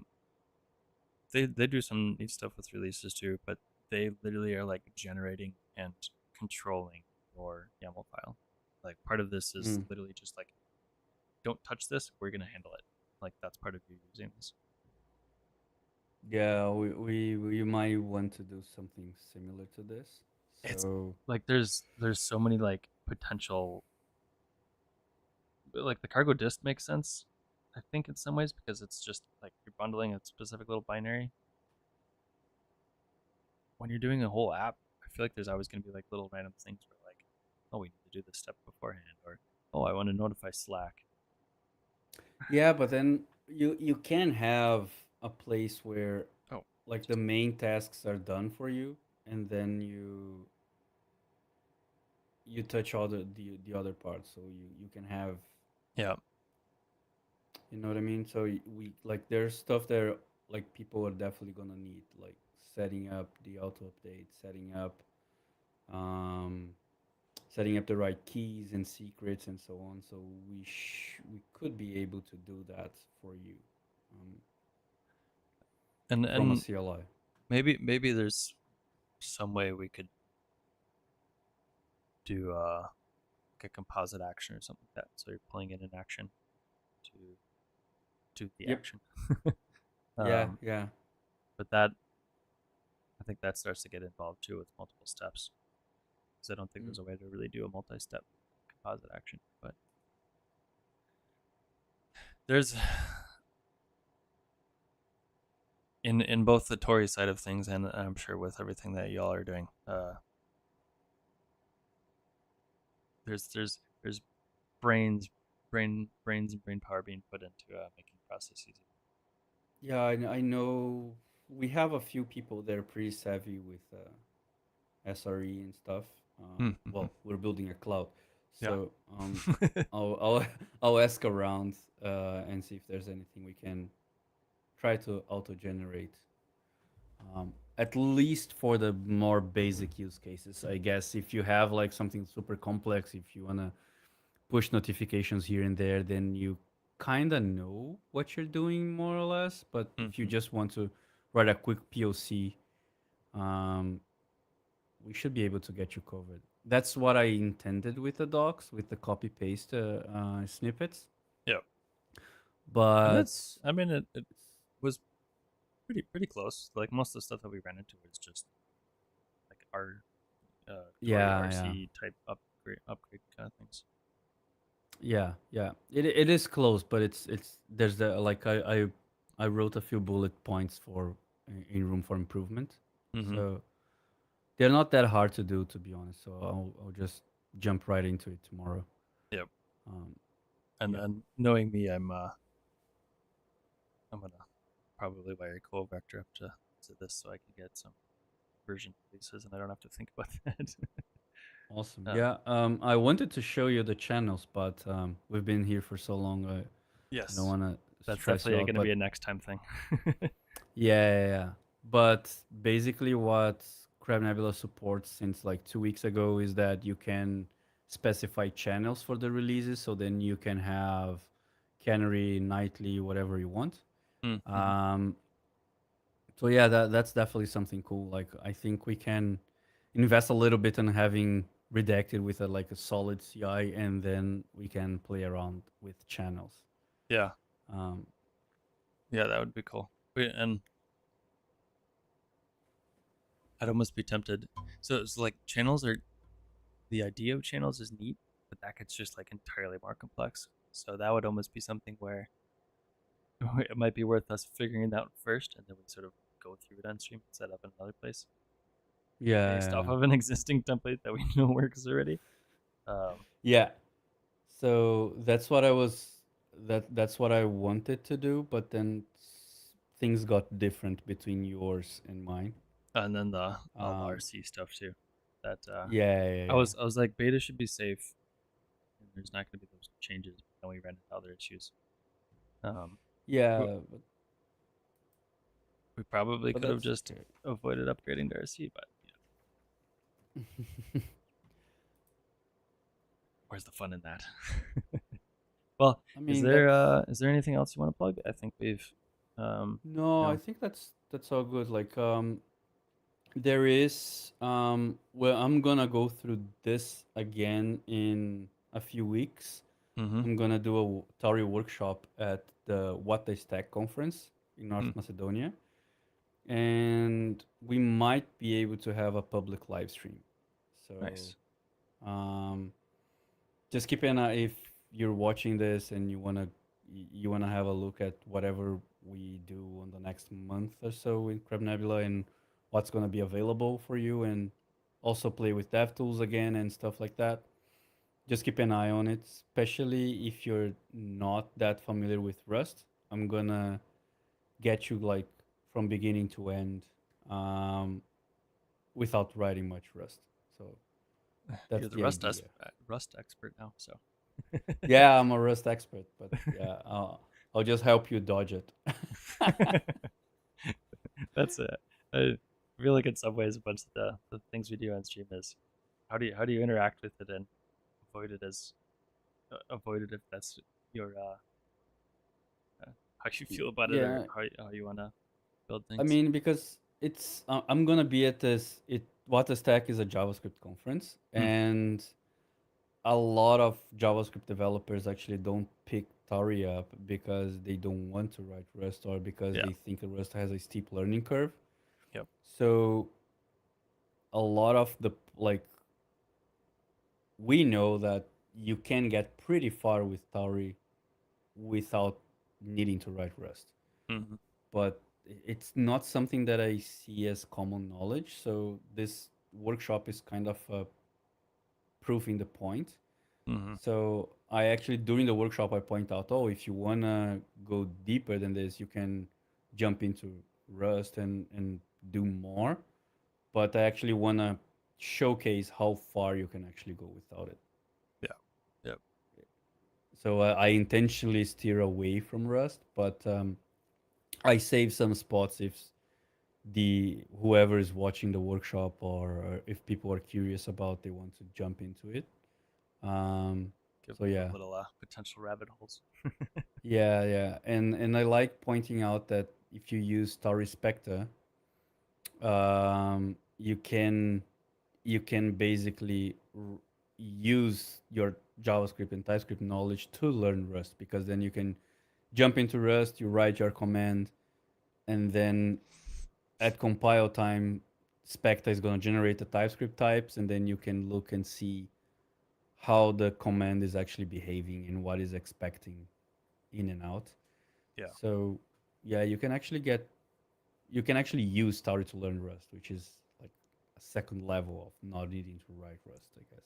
It's definitely the way that I learned Rust. I I ironically I think I learned cargo and that whole system before I learned Mm. like Yeah. I So had more knowledge of cargo than I did of Rust.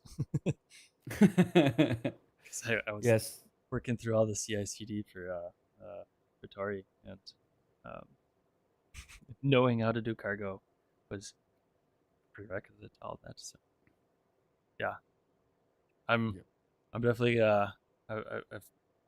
it makes me happy that Tori seems to be enabling folks to get into Rust. Well, we have Nicola right here on the chat saying that's exactly how he got into Yep, Rust. So yep, that's pretty nice, cool. cool. Well, I'm probably gonna poke Attila for future streams once we get some other stuff Yeah. out, and once they solve all the signing stuff, so I can not deal with that. Yeah. But it was fun. It was It fun was this week. really Last fun. week, It we put was in the pretty hours and cool. Yeah. solved all the issues, but I just need to do one last thing before. Oh, there you go. oh, it's the wrong way. Nice, nice, cool. Awesome. See you I'm all next time. well, and I guess as far as next time goes, I'm actually not gonna be streaming next week. I'm out, so the following week though. Well, I've got it in the back of my mind to deal with some of the um in that stream to do. There's an issue with some of those plugins and getting it to actually like do the store correctly. I think I'm gonna pull on the DevTools. So in 2 weeks, have a great rest of the 2 weeks. And we'll see y'all, and we'll pull in some more DevTools and solve some of those existing issues. Thanks for stopping by, Yep. everybody. Thanks for coming again, Attila. Have a great week, Thank everybody. you. Bye bye. Bye.